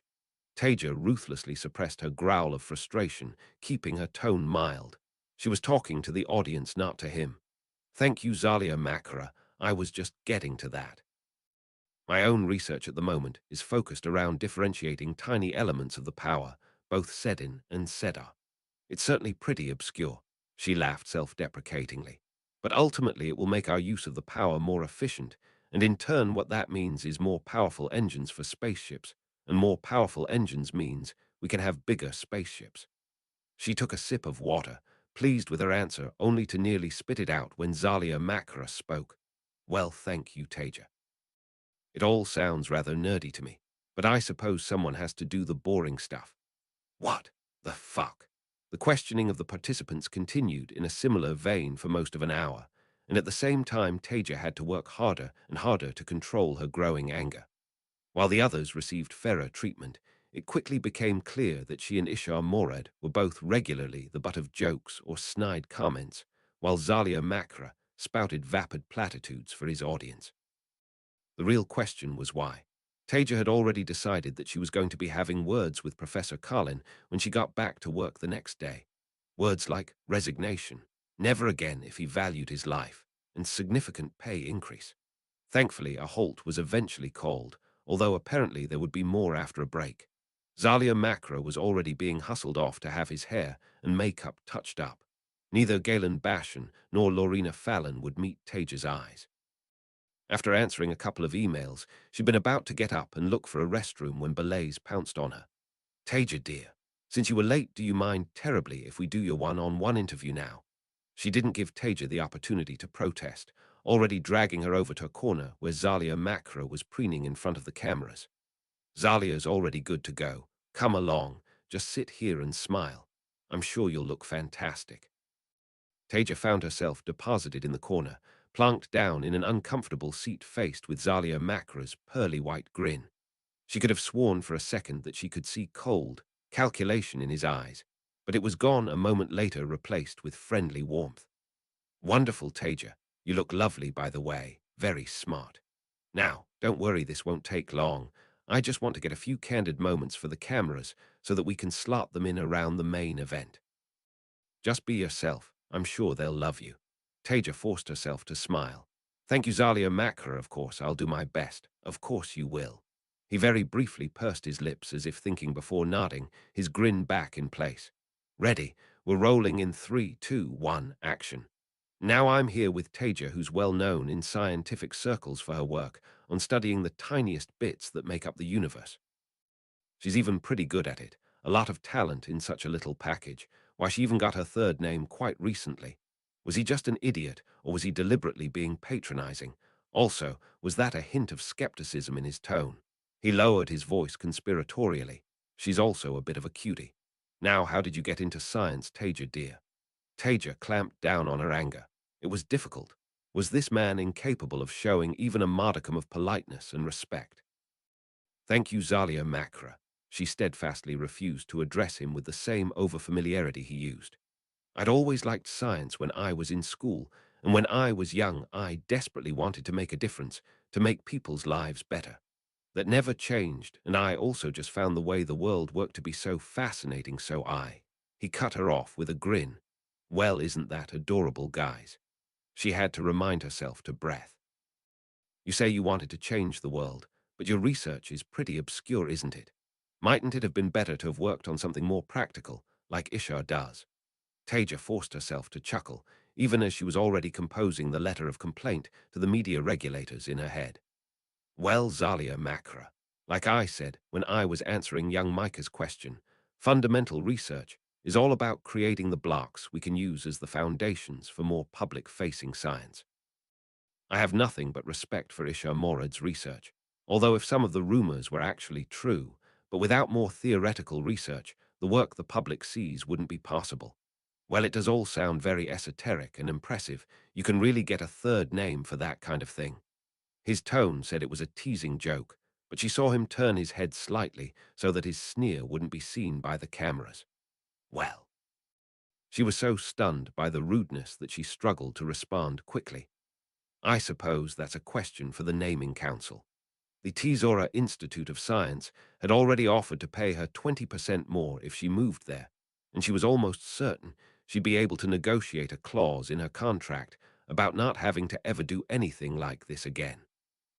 Of course, we wouldn't want to question their wisdom. He winked at the camera as Taija wondered, not for the first time that day, how he had his own third name. You just look ever so young to have one. Why, back in my day, it took a while to get a third name. Wasn't he younger than her? She resisted the urge to snap at him. Well, I'm older than I look. That was shorter than she'd meant to be. She needed to try to keep her temper under better control. Ishar sat awkwardly at the conference table toying with his phone. He could hardly believe what was going on. He'd only agreed to come because he'd been informed in no uncertain terms that if he didn't do more public outreach, then his university was going to stop making excuses for his research practices. He had better things to do than be taking part in some stupid outreach event anyway. Leave that for the popular, science types like the others. Taija Kosola was the only other real scientist here. With half an ear, he listened to Zalia Makra starting his interview with her. He should probably pay some attention. That deeply irritating Belay's woman had said he'd need to do one after the show. Wait a second. He blinked in surprise. That was an extremely inappropriate way to speak to Taija Kosola, but she deflected it admirably. As the questions went on, Ishar listened with growing horror. It had quickly become clear to him that Zalia Makra was trying to provoke her. There couldn't be any other explanation for the kinds of questions he was asking. The poor woman. Was he going to be next? The man just kept on going back to her appearance, calling her boring, questioning her competence, but all in a teasing, jokey way that meant he'd no doubt deny anything untoward if he was challenged. Absently, he admired Taija Kosola as she sat there, still somehow looking composed and in control. He'd have lost his temper long ago. She was certainly a good-looking woman, too. If perhaps a bit young for him, he wouldn't mind. He gave himself a mental slap. That was not an appropriate way to think about someone, let alone a respected peer. At this rate, he'd end up thinking like Ard Mosnell. He winced as Zalia Makara asked her whether she felt she had been compensating for her upbringing by working so hard, striving to overcome her humble roots, sympathy oozing from his voice. What was the matter with that man? What possible goal could he have for this? His thoughts drifted back to some tentative conversations he'd been having with certain people. There might be an alternative, no having to put up with this kind of shit.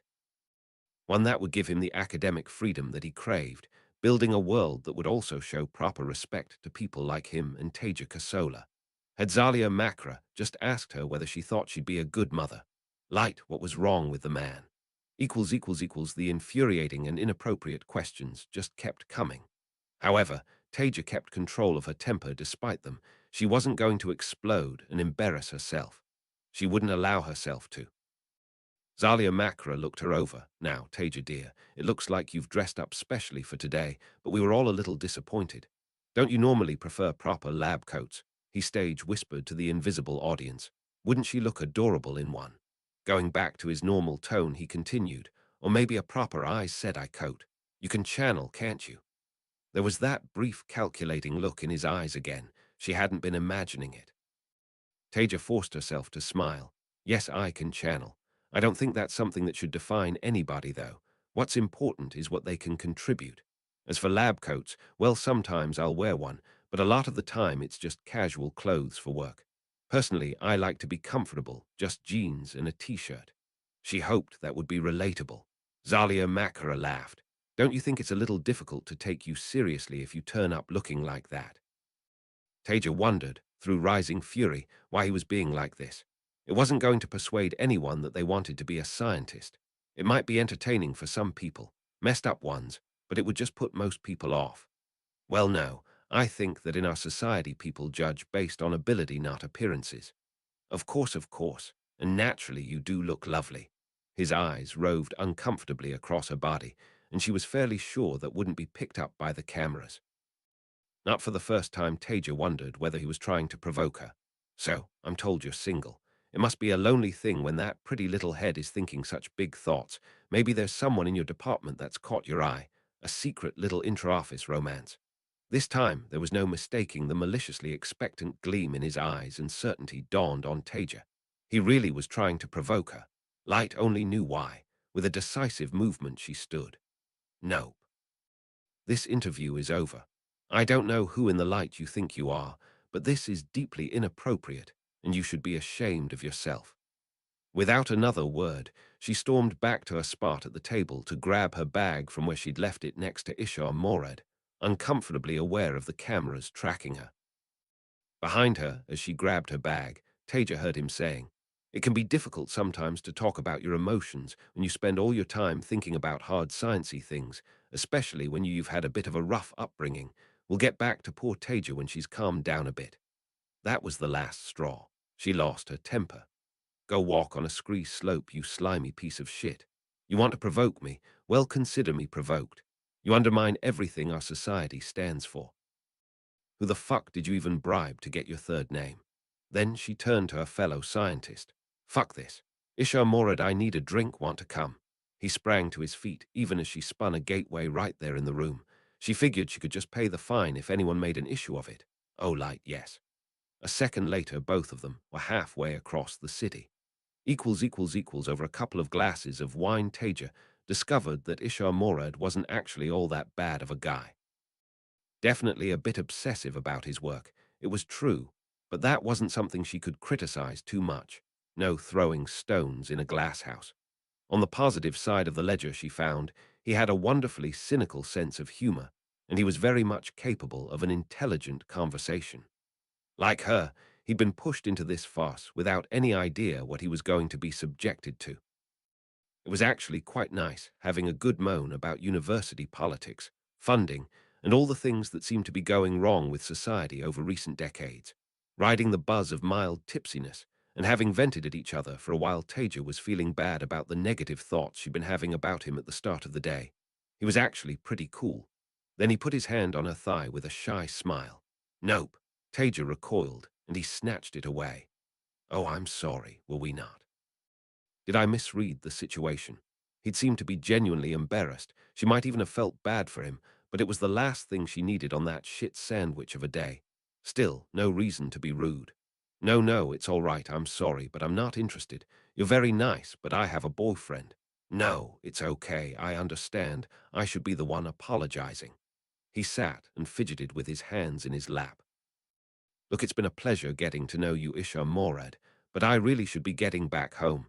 There's a lot to do, and I need to get going on my letter of complaint."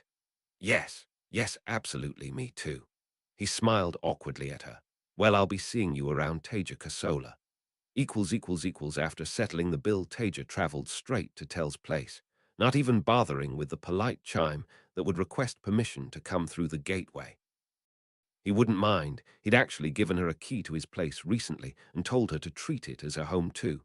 They hadn't been together all that long. It felt a bit fast, but on the other hand, it just felt right. Also, his house was gigantic and far nicer than hers. Taija stormed into his study without ceremony, grabbing a chair with Sedar to throw herself into. "Are you busy?" She didn't give him the chance to reply. "I have had the worst day ever." He looked up from the papers he'd been reading with a mixture of annoyance, amusement, and sympathy on his face.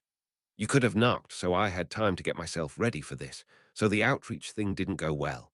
Taija launched into a blow-by-blow account of the day, letting it all out while Tell made appropriately sympathetic noises and comments. And then, to finish it all off, Ishar Morad put his hand on my leg. Why is it that men seem to think having a nice conversation means you want to sleep with them? I've got no idea. Maybe it's just a miswiring in our brains.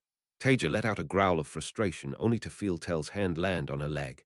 She looked down and then up again to see his amused smile. With a snort, she pushed his hand off her thigh. Stop it. I'm not done venting. Sorry, please continue to vent. He held his hands up in mock surrender. She told him about how angry she'd been with Zalia Makara and how worried she was about the impression she'd made, what they'd broadcast about her, how it might affect her career. As ever, Tell had good advice. So you've already mentioned the letter of complaint. I suspect Professor Carlin will be no happier than you. I can't imagine he'd have deliberately set you up like this, and he knows you have other options. You need to get him on side, and then go on the offensive. Dating a celebrity wasn't such a terrible idea after all. Not that Tell was anything like Zalia Makra, but he at least knew how to handle public relations. Eventually, as her anger had faded in the face of a combination of sympathy and helpful advice, Taija smiled at Tell. Thank you. I don't know what I'd do without you. Then her smile had widened. Do you ever wonder, why is it that women think you being a good listener means you want to sleep with them? She put her hand on his firm thigh with a sideways smile. Equals. The present-day Arsenga stood musing over the dissected corpse of a Myrddraal. For some reason, his mind going back to the day he'd met Zalia Makra Andil. He'd never forgot that excruciating day, one of so many things that had confirmed that joining the Shadow had been the right choice. Still, he'd eventually had his revenge on Zalia Makra, for science of course, although it was certainly one of those times he'd enjoyed the opportunity to mix science with pleasure. As for the painfully awkward ending to it all, Taija Kosola was one of the few people he respected. It was a pity that she hadn't seen the truth and joined the Shadow, but he could still admire her abilities. It had been awkward the way she'd rejected him, but these things happened. Life wasn't about base urges. It was just a pity her thinking had been limited by her so-called morality, and now to think that she'd survived. It would be nice to see her, but a sad at the same time, because they would no doubt have to try to kill each other. Perhaps best just to avoid her. Being stuck in this shithole of a time was just a series of disappointments. Chapter 65. The Dedicated. Chapter text, chapter Roman 43. The dedicated Taija grumbled to herself as she jogged towards Ruidian. It was hot, it was dangerous, and she wanted some water. This had been a terrible idea. Maybe she'd be able to catch up with Rand and Matt and have some company. At least she didn't have to be naked for the glass columns Turangriel the Wise Ones had told her about. She definitely had a bit of a guilty smirk to herself when Moiraine was told that she would need to go to Ruidian naked. Presumably, it was because of differences with the ringed Turangriel Moiraine had been directed to. She seemed surprisingly sanguine about it, though. That had been a mild surprise after the girl's conservatism, but Taija supposed she was probably just a bit more grown up than them. The Wise Ones had told Taija that they were only allowing her to go into Ruidian for the glass columns, because she needed to understand the dedicated. They'd said the dedicated had obligation to her, and all like her, ignoring it when she said she didn't think they owed her anything. Regardless, they'd made it clear that they weren't keen on her going off and trying out everything in their sacred place. Taija supposed she'd respect that, especially when it involved dangerous, unknown Turangriel. She could always sneak back later if she really wanted to. Her mind went back to their warning about glass columns, that some people were unable to handle what they saw. Clearly, they felt that they had a terrible history given the weight they put on it, but that at least wasn't too much of a concern. If it even worked for her, she wasn't likely to be all that worked up about the history of a group she had nothing to do with. Hopefully, it would be more interesting than unpleasant. The fog on the edge of Ruidian was like a wall with unnaturally defined boundaries. When Taija reached it, she stopped to look it over and couldn't resist spinning a web of spirit into it to see if she could work out what was generating it. Annoyingly, she found nothing, so with a deep breath she plunged into the fog, half enjoying, half squirming at its clammy, damp feel. It didn't take her long to emerge, and she found herself in a main thoroughfare of what seemed to be a medium-sized city, well-designed, but incomplete buildings lining its streets. The architecture wasn't quite right, but at the same time, it was achingly familiar, all glass and steel, with occasional retro marble designs. It was strange to be surrounded by what looked to be office blocks, apartment buildings, and even shopping malls again, although the buildings were strangely bare without any labeling or advertisements.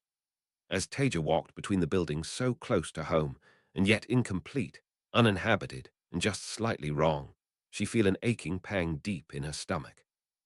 She'd spent her time in the third age doing her best not to think about home, and this place was making it harder by the second. Maybe coming here hadn't such a great idea, but she'd never been one to turn back from something once she'd started. There was truly beautiful architecture in this time. Keemlin's inner city and Tar Valon sprang to mind, but they weren't home, and Taija didn't think they ever would be. Ruidian wasn't home either, and certainly wasn't one of the great cities, but it was so painfully familiar. She walked down the wide avenue, wide-eyed, and looking left and right at the buildings, until eventually she came across a fountain that was actually flowing, water spraying out despite the heat and desert conditions. Was the city not completely dead then? The sight of all that water made her realize how thirsty she was, and a quick web of air created a transparent bowl to hold some of the water. Another web of air, fire and water sterilized it, and then Taija placed a filtration web of air and water over the top of her bowl to allow her to drink it without any impurities. Normally it would taste horridly flat, but under the circumstances, any water was heavenly. Once she'd slaked her thirst, Taija continued on her way. It didn't take her long after the fountain to reach a plaza, what seemed to be the central square of Ruidian. Grandish buildings, worthy of a minor provincial capital, surrounded it, their tops towering into the fog that encompassed the city. Around the square Taija saw sculptures and objects scattered around as if at random. Some of them were clearly Turingriel. Others might be, or might just be street art. She'd have to examine them more closely to be sure. On the far side of the square, she could see what must have been the glass columns engriel that the wise ones described to her, but her eyes were drawn inexorably to one thing. In the center, there was a kora tree. Taija gasped, and before she knew it, she was hurrying over towards the tree, picking her way through discarded Turingriel. A strange red crystal chair here, a series of long black rods there. She almost tripped over a pair of statuettes holding crystal spheres, presumably more Turingriel, but she only had eyes for the tree. When Taija reached it, she couldn't help but cling on to the trunk, pressing her cheek into its rough bark and luxuriating in the feeling of calm and contentment that washed over her, driving away every stress she'd built up in her head. With something between a sigh and whimper, she sank down beside it and just leant back with her eyes closed, imagining she was back in a danza on a hot summer's day. Light, she'd missed kora trees. It took Taija a while of sitting, luxuriating in the familiar, but long gone, feelings of contentment brought by the kora tree. But eventually duty reared its ugly head, and she decided she needed to move on regardless of how much she didn't want to. She came here for a reason after all. With a sigh, Taija heaved herself to her feet and turned her attention to the glass columns. Interestingly, there was another twisted red stone doorway nearby, like the one in Tyr. The patterns on it told her that it led to the realm of the Ilfin rather than the Aelfin. After what happened with them in Tyr, she'd hardly be inclined to try with questions again. Trying to make a deal with the Ilfin would be far worse. She'd read enough about the horrible consequences people had suffered from trying to bargain with them to know that the price for anything she'd want would be far too high.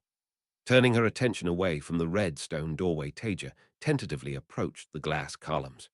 They were actually hugely impressive. Concentric circles of glittering transparent glass rose up perhaps 30 meters into the air. They were so slender that they looked like a stiff breeze would bring them crashing down, yet they must have stood there for thousands of years. She paused to admire the work. She didn't recognize it, but whoever had built this thing must have been a master or a team of masters. Long gone now, of course. She sighed quietly. Taija hesitated, indecision written across her face. Did she really want to do this? Again, she thought of how the wise one said some people couldn't handle what they saw, and it was after all an unknown Turangreal. But she couldn't see that the history of the dedicated would be all that bad for her. It was more a matter of academic curiosity than something that was likely to affect her all that much. Anyway, if she was honest with herself, the decision was already made. She'd decided when she left the Wise One's tents and started jogging towards Ruidian. She'd never been able to say no to knowledge. A moment longer, and Taija took a deep breath before stepping into the rings. As she did, she tensed, waiting for nothing. Absolutely nothing happened, and she was left standing among the rings feeling increasingly frustrated. The Wise Ones had warned her this might happen, but it wasn't fair. Pretty much everyone must have dedicated blood after 3,000 years. It wasn't her fault that she was born before they existed. She wanted to know what happened. Where this strange city so reminiscent of her own time came from, and yet again this light-forsaken time was denying her any satisfaction at all. With a growl, Taija moved to kick one of the columns, and then stopped herself at the last second as she thought better of it. Even if they had survived for so long, they still looked delicate. She didn't want to find that she could damage them. With a sulking pout, Taija just put her hand on it instead, expecting to feel warm, smooth glass under it. There was a moment of disorientation, and then Taija was standing in a black void, surrounded by empty nothingness. It reminded her of the place between worlds used for skimming, except there didn't seem to be any sense of up or down. For a second, she had to suppress panic as she was left staring into nothingness, and then bright words appeared in the air in front of her, spelled out in her own language. "Welcome, Aes Sedai. Please answer security check for access." There was a pause, and then the floating words were replaced. "What is the web used to open the door to the chamber of the named in the Hall of Servants?" It took her a moment to overcome her shock, and then Taija bit her lip as she frantically racked her brains. That grandiose name was essentially a dull meeting room only accessible to Aes Sedai with third names, networking with extra pretension. It had had a locking mechanism that could theoretically only be opened by a specially crafted web. Because of course it had. She'd been in it all of 3 times in her life, and 2 of them, a man had opened the door for her, but she'd been shown the web when she first got her third name. It had been more than 10 years since she'd used it. Fuck. The words in the air started to flash in front of her, and Taija felt an ominous pressure building around her. In desperation, she spun air and fire in front of her into a vaguely remembered form, a relatively simple web, but useless for anything. She held her breath as the words stopped flashing and then were replaced again. "Thank you, Aes Sedai. Diagnostic mode activated. Please choose A, adjust matrices, B, review experience, or C, shut down." There was no way that she was fiddling with that. It was hugely impressive and quite unexpected. Someone must have built the thing to detect when a female channeler without dedicated ancestors touched it, perhaps to help with its construction. However, trying to do anything with Turangreal beyond use them was wildly outside her expertise and talents, particularly a masterpiece like this one. So she channeled a thin flow of spirit at the bee floating in front of her. Again, there was a pause, and then high-resolution images of a series of men and women flashed up in a line in front of Taija.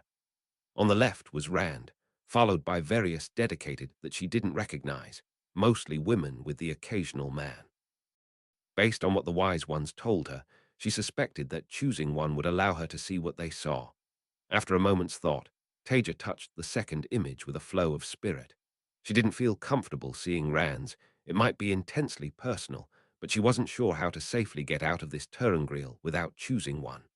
As soon as her flow touched the image, everything vanished from around her. She was there behind someone else's eyes, feeling everything they felt. It was worse than linking. She wanted to struggle, but there was nothing to struggle against. All she could do was watch. She was Aladdin, a young Sept chief stood on the mountainside, looking down at a half-built Ruidian. No, she was Taija in a Turangreal at Ruidian. She'd come to Ruidian as the Wise Ones had instructed, despite her desire to avoid the Gen Ale. She could remember the conversation, the arguments they'd had. Danin had insisted that if she did not go and agree to everything that was asked, then she would die, as would every member of her sept. Not a threat, but a prophecy. Why are there so many kinds of dedicated? Was one not enough? As she made her way down the mountainside with her men, she saw a procession, Gen Ale carrying palanquins. Once again her mind went back to why the ale had all been called to Ruidian. How Danin and the other wise ones had told her that she must agree to what the Gen Ale asked. Actually, was this what being a man felt like? How odd. As she got closer, leaving her men behind, she saw many other chiefs, more than she'd ever seen before, perhaps 100 of them, all moving forward, some friends, some old enemies. None of them were veiled, thankfully. Killing in front of a Gen Ale was nearly as bad as actually killing one of them, but she wasn't sure how far that would hold. What made them true dedicated? Were they false dedicated? Ambiguously dedicated? This must have been after the war, but it made no sense. Of course, people killed in front of dedicated to peace during the war, so why was it such a taboo to Aladdin? Were the true dedicated that different? Despite the tension of being surrounded by so many threats and trying to keep an eye on all of them at the same time, she wasn't able to resist staring at the Aes Sedai on the palanquins. She'd never seen anyone so ancient-looking. Hair so white it was practically transparent, and faces covered in deep wrinkles. Was that Torin? She looked so old. She survived. Oh, light, someone actually survived. This must have been centuries after the war. Taija desperately wanted to shout to her before she remembered she was just a passenger there. Along with the other chiefs, she stood there, listening to the Gen Ale. She was angry when they told her she did not understand why the Ale did things. Angry they even called themselves Ale. Yet she still listened to how they wanted her to come to Ruidian, to allow them to choose the chiefs and wise ones. If they were true dedicated, why did Aladdin get annoyed at them calling themselves dedicated? Was it some sort of schism? She heard the prophecy whispered by the ancient Aes Sedai on the palanquin about the future coming of the Karakan. Eventually, Mandin spoke up, volunteering to be the first of the Ale to go to Ruidian. She was the second. Taija blinked as she suddenly returned to the world, lights flashing across the glass columns around her. That was one of the more disturbing experiences she'd ever had with a Turangreal. She'd been this Aladdin, felt everything he'd felt, had his memories. She still felt his contempt for the true dedicated, despite having no real idea what they were. Interesting, but not as informative as she might have liked. At least, she now knew how Ruidian was founded. It was also interesting being a man for that brief time. What an odd feeling that was. Toll, too, that hadn't been so bad. What really stuck in her mind, though, was Torin.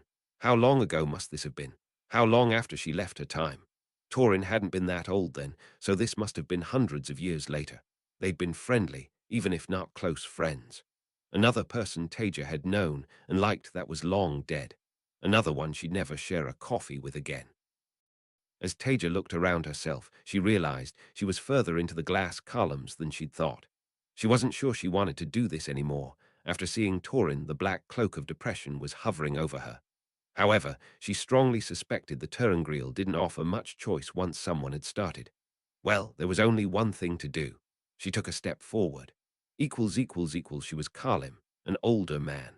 With her clan, she'd traveled far. Despite her age, she held her spears with the same easy confidence as any of her fellow warriors. Her fears weren't about attacks at that time, though. Instead, it was lack of water in this parched land.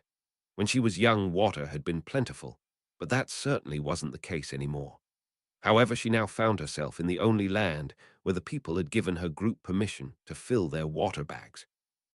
She glanced over at the Gen Ale, struggling with their wagons, and quickly looked away when the Aes Sedai traveling with them looked down at her with their sad eyes. Was that Torin again? She looked younger now, still very old though. The visions must be traveling back in time. She'd been such a cheerful, happy woman. What happened to her? Why was she so sad now? Was it the Dedicated's fault? Geordam, the leader of her group, took her and his grandson Roderick to meet the son of the chief of the local town. He asked about whether the Ale and the Gen were the same people, and Roderick said they were the same people, yet not. She knew it was the truth, but she also knew he didn't really know what that truth meant, because neither did she. She also discovered that the people of that town had their own Aes Sedai advisor, and that they planned to have a city built by Agia. Hadn't someone mentioned that Agia had built a lot of Tar Valon? Maybe that was where they ended up. It would make sense with the Aes Sedai advisor, and if they still had proper Aes Sedai like Torin around then, it would explain why they shared their water with the Dedicated. Maybe that was why the Dedicated were so respectful to Aes Sedai. The townspeople pointed the ale towards the dragon wall, and she remembered the ale's greatest secret, that they were the people of the dragon, although she wasn't entirely sure what a dragon was. Luz Thurin hadn't had any special relationship with the dedicated to peace, had he? Were there any other dedicated groups around before he died? If there were, they must have appeared after her own displacement. Did they even mean Luz Thurin? He was the leader of the light, so maybe everyone counted as part of his people. The important thing to remember was that in the world there were only Ale, Jen, and enemies, and perhaps now these people who had allowed her to share their water. Taija gasped as she emerged into the glittering columns once more. Pulses of light seemed to be running up them around her. Torin had looked younger in this vision, maybe 100 or 200 years. Why had they been so worried about water? The world had looked so dry and desolate. Were they in the waste then? She didn't think so. Surely Torin or the other Aes Sedai could have helped them. She was a strong channeler. Couldn't she have dealt with the water situation? Taija hated seeing her like this. Why had she looked so sad? What had she been through? She didn't like any of this, in fact. Amy's had said some people couldn't handle what they saw. Maybe it was just too depressing for them. That didn't seem right, though. Still, it was fine for her. She was already depressed enough, and more bemused than unable to handle what she saw. There was a bubbling feeling of dread growing in her stomach as Taija took another step forward. She was Morin. A woman, finally. All her life, all she had seen was snow and cold. Elders spoke of changing seasons, but then they said that the earth shook and mountains rose and fell like mud in the rain, which was ridiculous. Where was Torin? What had happened to her? Taija wanted to see her again, not some stupid, dedicated woman. She'd lived among the wagons for the short years of her life, struggling to hold to the covenant, yet every day was harder than the last. Today was the final straw. When she tried to trade with the townsfolk, they'd taken her daughter.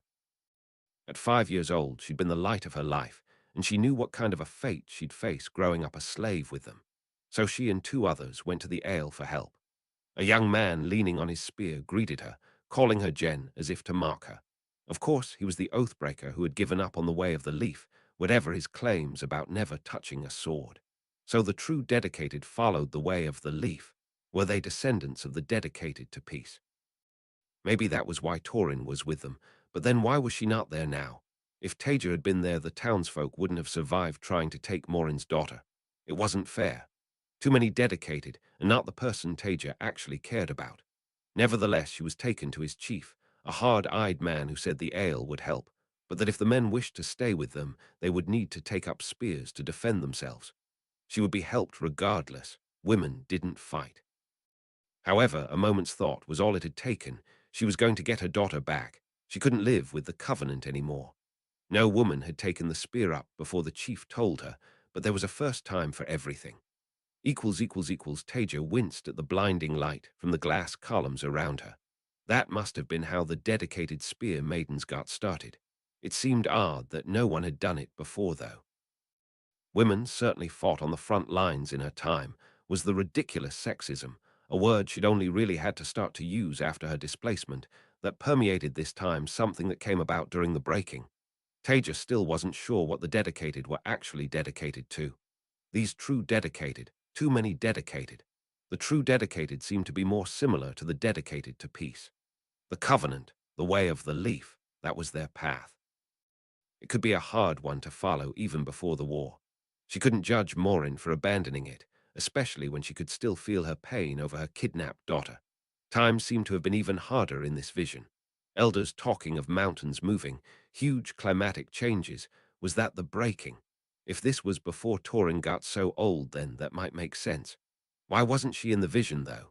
Taija wanted to see more of her, find out why she wasn't there. Perhaps it was selfish, but when the only person she had seen from her time in almost a year was T. Samuel, she wasn't going to cry. She wasn't. Taija took a deep breath. Obviously, the dedicated broke off from the true dedicated, who were probably an offshoot of the dedicated to peace. It wasn't that difficult to work out. Hard times, they had to break the covenant and defend themselves. Not a surprise. Typical of this time, making everything into a huge, dramatic mystery. She could see why they'd find it upsetting. Breaking the covenant could be seen as a huge dishonor if they didn't really understand it. People could leave the dedicated to peace. It wasn't a prison. Anyway, Taija couldn't see why anyone would judge them in the circumstances. Her mind went back to the more important question. What about Torin, though? What was she doing and what happened to her? That was what she really wanted to know. She took a step forward. Chapter 66. How could she possibly have thought this was a good idea? Chapter Roman 44. How could she have possibly thought this was a good idea? She was Giran, one of the Dashin Ale. Yes, she was right. The true dedicated must have come from them, although it had been pretty obvious once they'd mentioned the way of the leaf. A man again, too, for fuck's sake. Almost all she was able to think about was how hungry she was. Yet here she was with 4 other Dashin Ale to rescue Carline and Magran from their kidnappers. Their families had been ready to mourn the girls and move on, as they had done for so many others, but the 5 of them had decided that they'd try to save them.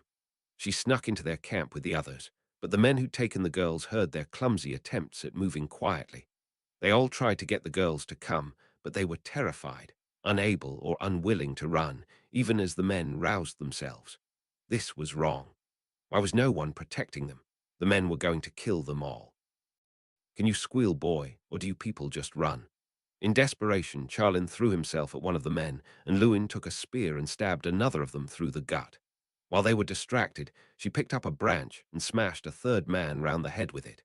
He fell, and she just kept hitting him until he stopped moving, leaving her staring wide-eyed and panting over his corpse. Some dedicated to peace left the Covenant. Of course they did. It was a free world. Others joined it. This, though, she'd never heard of anything like it happening, not that she could judge. The way of the leaf was a beautiful philosophy, but how anyone could be expected to hold to it in those circumstances she didn't know. It only worked because they lived in a better time and had the protection of the Aes Sedai.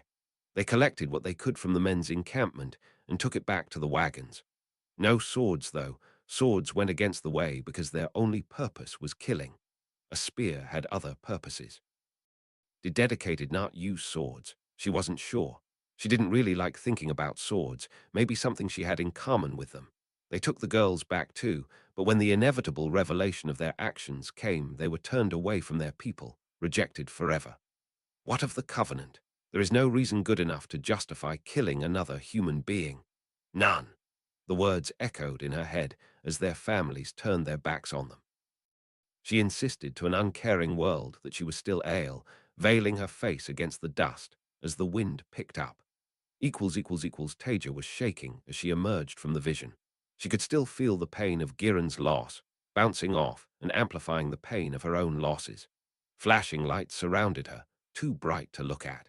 Did Torin not find these dedicated until later? If she'd been there, maybe she could have saved more of them. Couldn't the visions have shown her instead? She might have known more about what was going on too. The dedicated to peace felt like a treasured relic of her time, but no more than a relic. How could they have survived in anything other than utopia, without the protection of the Aes Sedai? How could anyone be so cruel as to reject their own child for doing what Giran did? That felt worse than breaking any covenant. Why did the war have to happen? Taija's hands were trembling. She desperately wanted to stop, but she took another step forward. She was Jackin, one of the Dashin Ale. All of her life she had followed the Covenant, served the Aes Sedai, protecting their objects of the power as well as she could.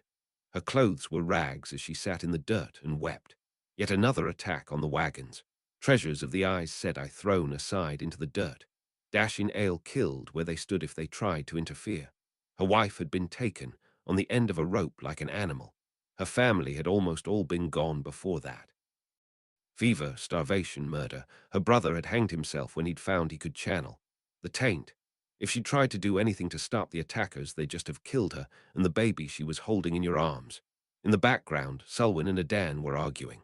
Adan had lost almost everything too, but he insisted that they all went on, that they kept to the Covenant, kept their promises to the Aes Sedai. Why? Nothing could be that important. No fucking Turangreel were worth this. Who cared about promises to the Aes Sedai? Selwyn had had enough. He wanted to take his followers to find safety, to abandon the wagons. He wanted to abandon their promises to the Aes Sedai for easy safety and the fantasy of a song. She didn't hesitate. She would keep to the Covenant, go on with Adan. Selwyn and his followers were no longer Ale, for all their claims that they still followed the way of the leaf. She despised them for giving up on their duty to the Aes Sedai. What kind of monomaniacal madness was this? How could anyone despise someone for giving up on objects in favor of people? After they'd left, she wept harder still, despairing at when this would all be over and the future her daughter faced. Taija's legs didn't want to support her. She was struggling to think amidst the whirling lights. What kind of monstrosity was this Turangreal? What had been so important that the dedicated to peace would go through this? Where were the Aes Sedai to protect them? It was a covenant, not a suicide pact. Yes, they served the Aes Sedai, but it went both ways. They should have had the protection of the Aes Sedai too. If she'd been there, she'd have died before allowing this to happen to those people. So would almost every other Aes Sedai she knew. Why hadn't Tauren been there?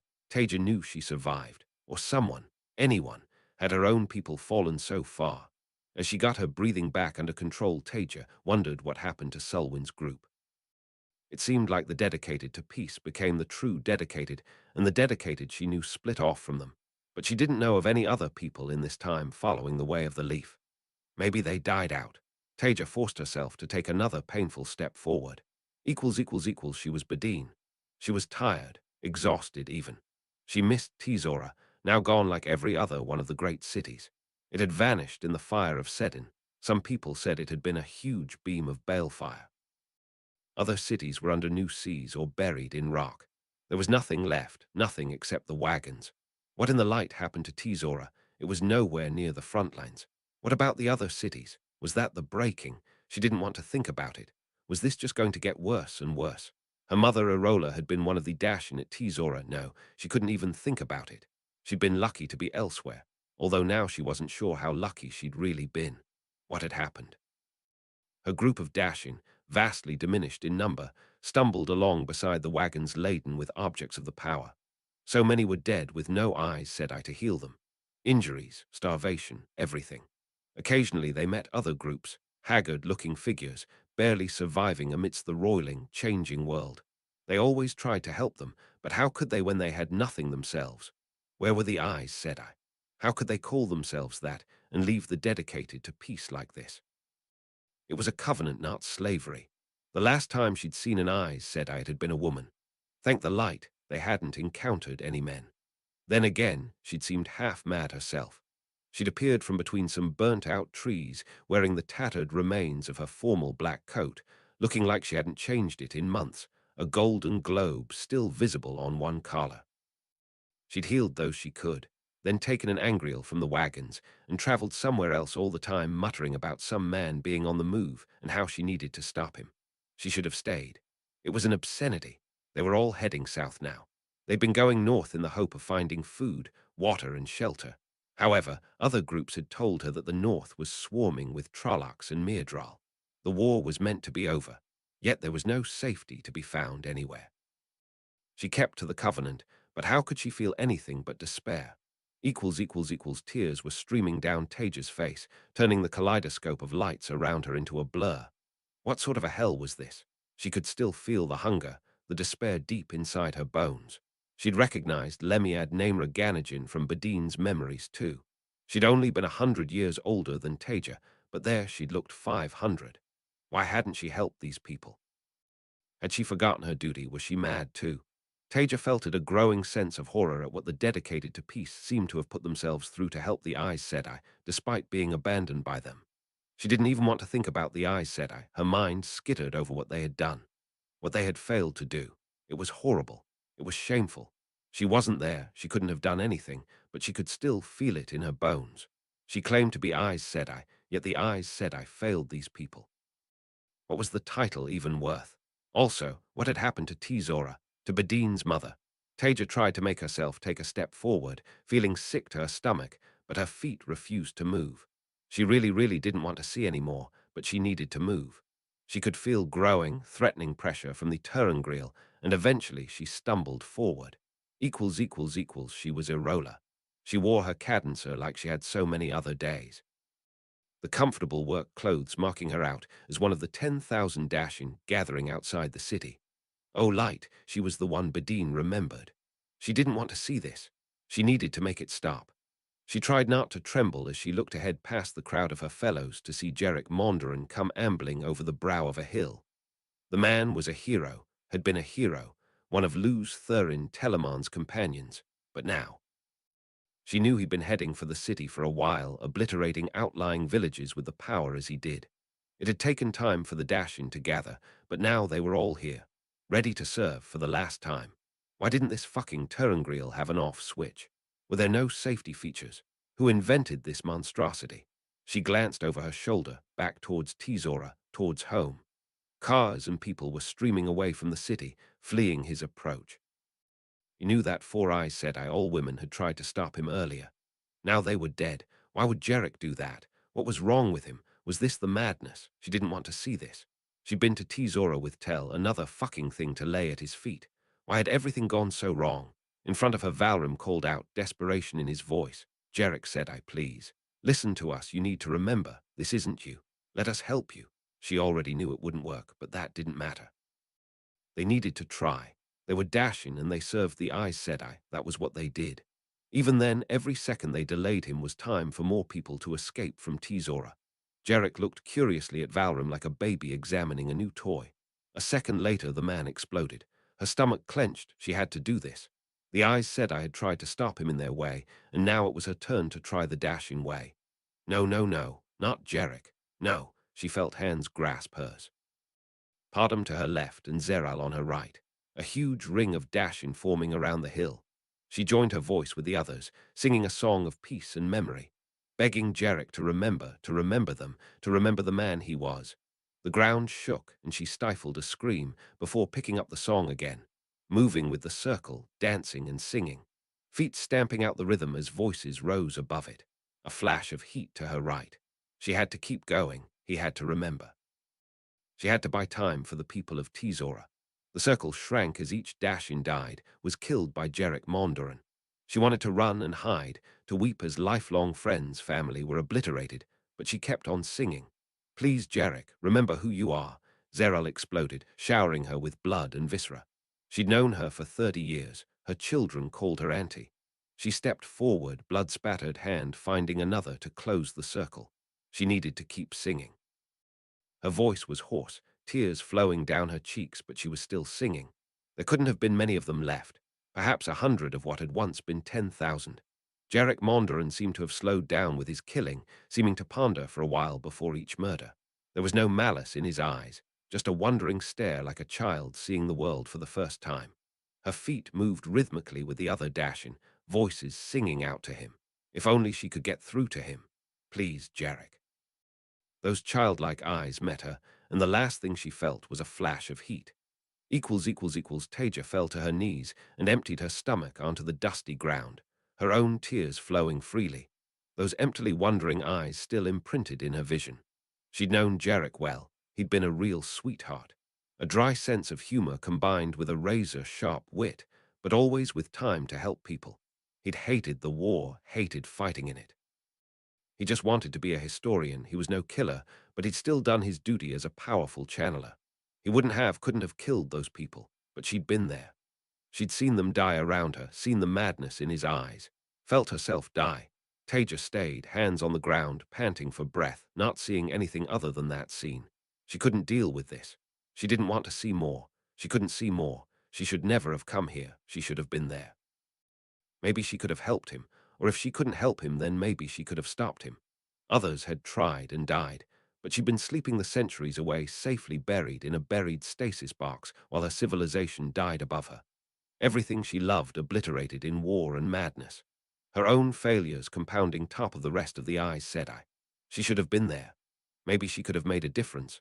Taija stayed down, unwilling or unable to make herself get up. Yet the lights of the Turangriel grew brighter, and she felt an increasing pressure on her mind. This was dangerous. She needed to move.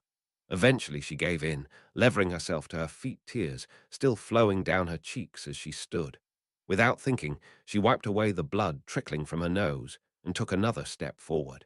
She was Feliina. She was on her way back from the fields where she'd been singing with the Agyr and Nim. It had been a tiring day, but she had a warm feeling of contentment inside her. She'd been doing this for many years now, but she still loved it, looked forward to every day of work. Because of her, the Dashin Ale and the Covenant, people would have enough to eat. The crops would grow strong despite the ongoing war. There had been fears of famine, with the shadow spawn spreading across the world and the disruption to logistics. People had gone hungry. However, here now, she was helping make sure that didn't happen to more people. She still remembered the times before the war when she was only a child when there had been peace. No soldiers or shadow spawn, no Forsaken, no Dark Lord. It was hard for her to imagine now, though. As she walked back through the outskirts of Tizora to the inn she was staying in, she looked over the drab buildings, peeling paint, dirty glass. Things had been better when she was young. She did remember that. The town wouldn't have been allowed to fall into this condition. A homeless child held out his hand for money, and she had to turn him away with a heavy heart. The dashing were provided for by the Aes Sedai, but she had nothing to give. A beggar, a child. The first beggar Taija had ever seen was in Keemlin. How far had her people fallen before the end of the war? Another failure. She saw Irola talking to one of the soldiers, something she'd never normally do, but there was an excitement to her. She seemed to be practically vibrating. As the older woman saw her coming, she spun away from him, almost bouncing over to her. She looked so happy. How much time had passed since the last vision? She didn't look any different. How much longer did she have? Have you heard? She was practically gasping. The war, it's over. We've won. No more killing. She was confused. What do you mean the war's over? The dragon, he did it. She found a smile growing on her lips at the thought of Luz Thurin Telemann, the great leader of the light. Hope blossomed. Maybe there'd be no more soldiers like she remembered. What did he do? He struck Sheol Gull, him and the companions. The bore has been sealed, with most of the Forsaken behind it. She let out a little cry of joy before grabbing Irola and dancing around briefly. Across Tizora bells were ringing and happy shouts were rising up. After a moment she pulled away. I need to find Gwaelin, said I. She'll want to return to the Hall of Servants as soon as she hears the news. Irola smiled widely. Of course, go. But make sure you celebrate too. Peace, at last. Equals. When she emerged back into the light, the pulses running up the glass columns were so bright Taija could barely see. Everything seemed to hurt. Everything looked so run down. Hunger. Even in the worst days of the war, the government made sure there was enough food that no one starved. Who allowed a child to be begging on the streets? Had the government given up? Had the Aes Sedai? Could she even say her civilization, with all its technology and power, was worth saving if it had allowed that? Was that what Tel saw? Was that what pushed him Tati's shadow? Or did he cause it? She didn't want to know. She must be getting to the end. This couldn't go on much longer. She couldn't take much more of it. Taija took a step forward, ignoring the blood under her nails. She was Elindra, dashing ale and servant of Neren Sedai. It had been a hectic day for her, running errands for Neren Sedai, but he was a busy man right now and needed her support more than ever. He wasn't one of the top researchers, no Mirin or Beidaman whose names were known across the scientific community, but he still had a vital role monitoring things. Something about wave function amplitude she didn't really understand. But that didn't matter. She was dashing ale and she served. He'd been in charge of ensuring that the web drilling the bore kept within certain safety parameters. Many people had blamed him for not terminating the experiment when things had started to go wrong, but that was unfair. He'd probably never had the chance. She was hurrying through the streets of Visane, hoping to get one last delivery done so that she'd be in time to congratulate Neren Sedai when the experiment was completed. The silver and gold domes of the Kalam Dam loomed ahead of her, the Sharam floating serenely above them. Neren Sedai was somewhere in there, doing great work for the world. Suddenly she stumbled, the ground seeming to ripple under her feet. Coming to a halt, she looked around in confusion. Was there an earthquake? Her eyes landed on the Sharam, its pure white form hanging there. Then a tiny chip of white flew off it, and another, only blackness underneath.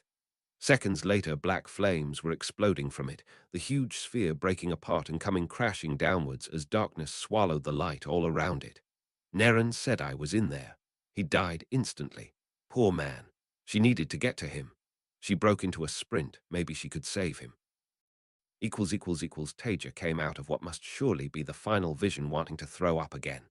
There it was, the moment it had all gone wrong. She was still feeling Elindra's raw emotion at seeing the Sharam falling from the sky. She'd seen it replayed again and again over the years. Of course she'd known about Mirin and Beidaman's experiment. It was the most significant development in centuries. She'd been eagerly waiting for news, and then she'd seen the messages, turned on the news, and watched in terrified horror. It was a scene she'd had to rewatch too many times since, and she'd hoped to never see it again. Yet here she was, having enjoyed one more viewing of that cursed moment. Taija had even done interviews with that footage playing in the background, stifling her distaste for it and trying to explain what might have happened, defending her friend from criticism. How could Mirren have known what would happen? The whole scientific world had been excited for her and Badamon's work. It wasn't like she'd been acting alone. Of course now, with hindsight, Taija wondered how true that was. Had Mirren known? Could she have known?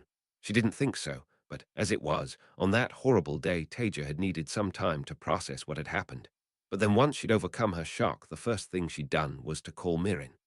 Taija had been friends with the older woman, and she'd needed support, someone who understood what she'd been doing.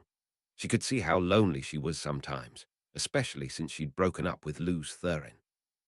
After a disaster like that, she'd need friendship even more. Most people wouldn't understand. Thankfully, she'd answered Taija's call. "What is it, Taija? I'm not in the mood." Of course, she'd forgiven Mirren's shortness with her. She'd mostly been relieved that she wasn't visibly injured, although she'd been able to see that Mirren had been crying, her normally flawless face marked with red, puffy eyes. "Mirren, I'm so sorry, so sorry. Are you at home?" She'd scowled. "Thank you." Taija had been able to tell she didn't mean that, but that was okay. "Yes, I am at home. They told me to go home and not to go anywhere until the investigators contacted me." "They sent you home on your own after that?" "Yes." Taija had been more than shocked. How cruel could they be? Okay, don't move." She'd run to her kitchen and grabbed a bottle of wine from the fridge, reconsidered, and then taken a second, along with a tub of chocolate ice cream from the freezer. Jogging back, she'd been relieved to see Mirren hadn't hung up, although she'd looked increasingly annoyed. "Right, I'm coming through." "What do you mean?" "No, wait." Ignoring her protest, Taija had spun a gateway straight into her living room and stepped through. "I have wine. I have ice cream. You shouldn't be alone right now." She'd offered her an awkward smile. Mirren could be so prickly sometimes, and she hadn't wanted to make her angry by overstepping. "You're just going to stew here by yourself, and that's not good for you. We can sit in silence, or we can talk about what happened or about something completely different. I don't mind. However, we are going to drink the wine and eat the ice cream." Having said her piece, Taija had decisively plunked the bottles down on Mirren's living room table. Taija sighed as she remembered that day. Look how that had turned out with Mirren. Was she ever really her friend? Was Taija the idiot, and Mirren had always been evil, or had she been warped by what happened in the shadow? She'd probably never know. It was one of so many topics she didn't like thinking about, especially after what Mirren did to her family. Was she doomed to have everyone she liked turn out to be a dark friend? That or dead, it seemed. She was aching in various places and still feeling nauseous, but she couldn't stand there on the edge of the Turrengreel forever. Taija really wished she hadn't gone through it. Wanted to know about the dedicated, but well, curiosity killed the cat. She knew she was going to be waking up with nightmares about the breaking. Jarek's face at that last moment, she shuddered violently. All she could do was try even harder to solve the problem of the taint. If she could do that, then maybe everything would be all right. Maybe it would go a small way to making up for the failures of the Aes Sedai, the utter failure of her people. It was a big if. Why did she feel like she was bruised all over? She could feel dried blood on her face and neck too, but she didn't do anything to cut herself. This was definitely the last time she set foot in an unfamiliar Turrengreel. Tentatively, Taija started walking. She just wanted to sit under the Kora tree again, to close her eyes and pretend none of this had ever happened.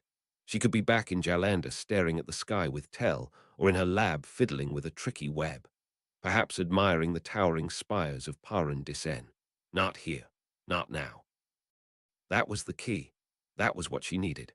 Unfortunately, as she painfully made her way round back to the tree, there was no peace to be found. Instead, she saw Matt and Rand. It was strange that she hadn't seen them before.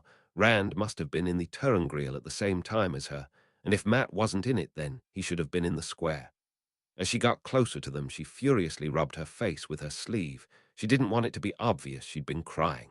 The blood she couldn't do much about. Matt seemed to be feeling even worse than her, propping himself up with some kind of strange spear staff while Rand fussed over him. Taija could see an ugly red mark around his neck. How did he get that? He also seemed to be wearing something on a chain around his neck, although she couldn't quite see what. Rand, on the other hand, looked perfectly fine. Annoying. Chapter 67. I Have Obligation. Chapter text, Chapter Roman 45. I Have Obligation. As Taija, Rand and Matt limped back towards the dedicated encampment, she was stewing in her own misery. She didn't really want to talk to anyone, let alone a couple of teenage boys, friends or not, dragon reborn or not. Yet Rand kept on trying to strike up conversation. He'd been a bit distant recently, so she was surprised, but she thought he might be finding the silence a bit awkward and trying to fill it. Regardless, Taija desperately didn't want to talk about her experiences amidst the columns. They probably saw similar things to each other, but he was clearly not all that distressed by them. Presumably, it was all academic to him, just some interesting history.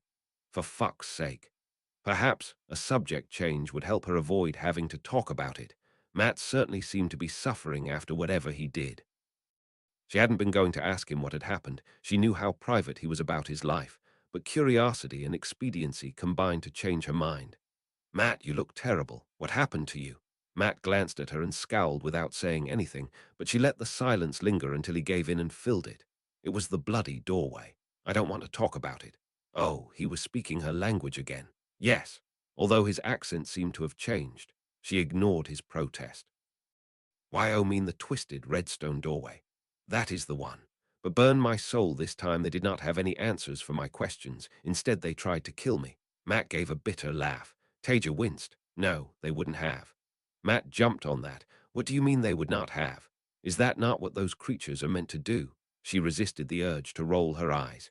Light save foolish children who just walked into unknown Terrangreel. At least she'd had a vague idea of the risks she was taking. No, Matt. The doorway here leads to the Ilfin, not the Aelfin. The names clearly didn't ring a bell for him, so she continued. They're similar in some ways, but the Aelfin answer questions, while the Ilfin will grant you favors for a price. The doorway in Tyr was the Aelfin. Personally, I wouldn't go near the Ilfin. Taija gave him a sympathetic glance. Her own misery temporarily forgot. Well, burn my blood, and the horse I rode in on. That's the last bloody time that I walk into a flaming Terrangreel, and you can bet your life on that. Matt subsided into muttering dark things about Aes Sedai. Oddly, his accent kept changing each time he spoke. Probably best not to probe into that right now, or he might stop speaking her language at all. I won't ask you about the price you paid. Taija tried not to look at the red welts around Matt's neck. He probably wouldn't answer anyway. But what did you ask for? She ignored his offensive mutterings about Aes Sedai. As far as she was concerned, he was probably talking about the White Tower lot, and she wasn't in the mood to defend any Aes Sedai anyway. Regardless, the fact that he was willing to do it in front of her suggested he wasn't really including her among them. She could see Matt chewing over whether to tell her to mind her own business. He was barely walking properly, leaning on his new spear staff, not that she was in much better condition, but eventually he answered glumly. I don't know if I tell it honestly. I went in asking questions, not looking for favors. How odd. Taija didn't really know how that kind of a situation would be dealt with by the Ilfin, but maybe. The Ilfin can be tricky, I know that much. It's possible that you said something that they could twist into a request, even when it wasn't really. Matt pondered for a few seconds before speaking. Those thieving, conniving sons of goats. I think I know what they did. It is like you said, they chose to misinterpret my words. I think they would say I asked for a way out, replacements for some things I had lost, and he blushed and stopped talking. Interesting. She hadn't thought there was much that could make Matt blush. After a moment, Taija took mercy on him. He was a nice kid, and she shouldn't be using him to distract herself from her own woes. I can see how you'd make the mistake, if he made a habit of wandering into unknown Terrangreels at least. What did they give you? He seemed to feel a bit more comfortable answering that. I'm not totally sure. They gave me this halberd. He gestured at the spearstaff he was using to help him walk. I think it is their idea of a joke. He laughed humorlessly and tilted the blade so that she could see it. Taija read the inscription out loud. Pleasingly, it was in her own language in a fine script. Thus is our treaty written, thus is agreement made. Thought is the arrow of time, memory never fades. What was asked is given, the price is paid. Ha! Taija raised her eyebrows. That's very on the nose, isn't it? Matt grunted.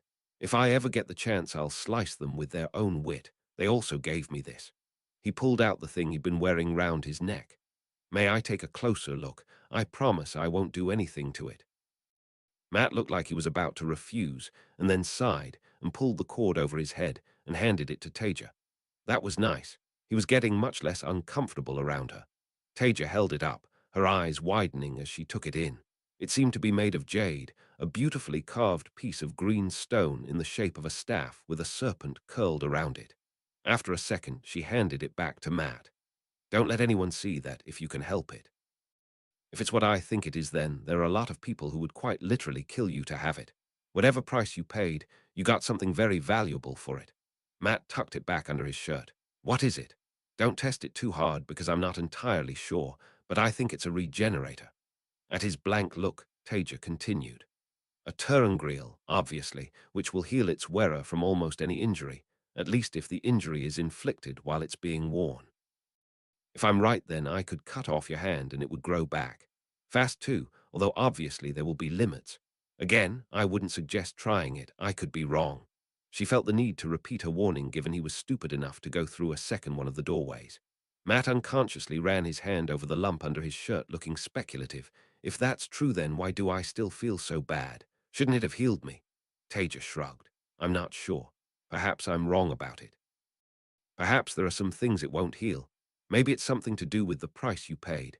She held up her hands to forestall his inevitable complaint. I'm not asking what happened, just saying that it might be related. Taija returned to the dedicated encampment, feeling like she'd been run over by a train. It was a long, slow walk in contrast to the fast jog that she set out with. At least after her conversation with Matt about his own experiences, both he and Rand had stopped trying to get her talking. She didn't see Moiraine or that Avi and her girl on the way back either. She hoped they hadn't run into trouble or had problems with their Turangriel.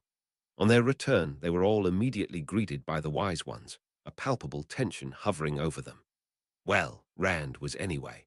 Taija was practically ignored by them, which suited her perfectly. There was a bit of back and forth, and then she was surprised when Melin pulled back his sleeves to reveal a pair of dragons tattooed onto his arms.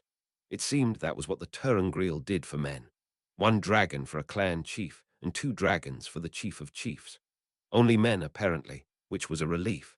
She'd never wanted a tattoo, let alone something associated with Luz Thurin. Taija was happy for Rand, although he seemed deeply uncomfortable with it all. She, on the other hand, really didn't want to talk to anyone right then, so while everyone was focused on him, Taija discreetly slipped off to find Alexei and see about getting her tent set up. It was easy enough to find him, and even better, he'd already got her tent assembled beside his. When she arrived, he took one look at her and grimaced. Bad. Taija just nodded. He put his arm round her and urged her to her tent. I'll find you some tea and something to eat. Thank you, Taija muttered as she bent down and go into it. It wasn't a big tent, just large enough for her to sit up inside it, but it was all she really needed. It wasn't like she had much in this time anyway. Taija sat there blank-faced for a couple of minutes until Alexei returned with the promised tea and some sort of stew. Again, thank you. If anyone wants me, please could you tell them I'm not to be bothered unless one of the Forsaken is attacking the camp. He nodded, concern filling his eyes, but left without protest. As soon as the flap closed behind him, Taija embraced Sedar and spun. A ward against eavesdropping just inside the tent, and sound from outside vanished. Then another ward round the fabric of the tent to detect anyone who touched it. Finally, because she really didn't want to speak to anyone, a third ward inside both, which would deliver a nasty shock to anyone who crossed it. For once she spun the third one without inverting it, and even added some color so that it provided a visible haze to non-channelers. She wanted it to be obvious.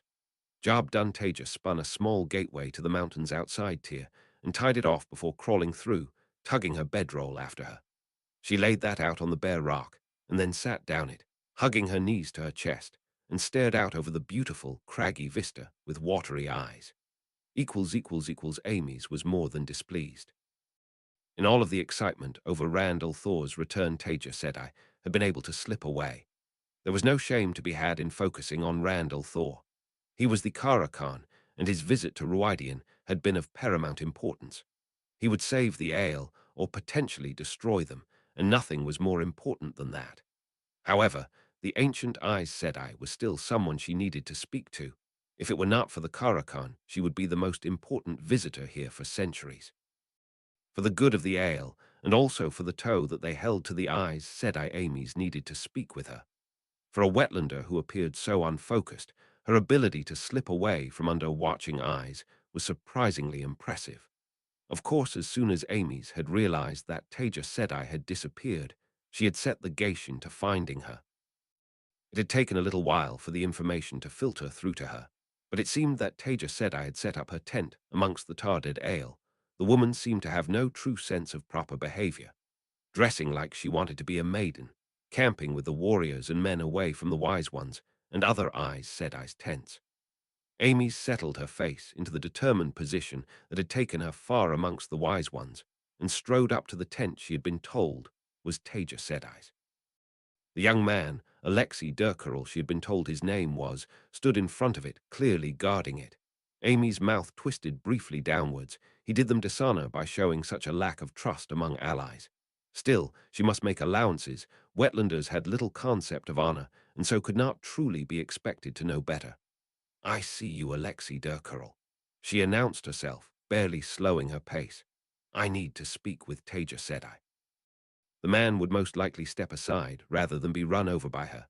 To her mild surprise, despite his youth, Alexei Durkarel seemed to have some steel in his spine, actually stepping forward to stop her with a small bow, forcing her to come to a sudden halt.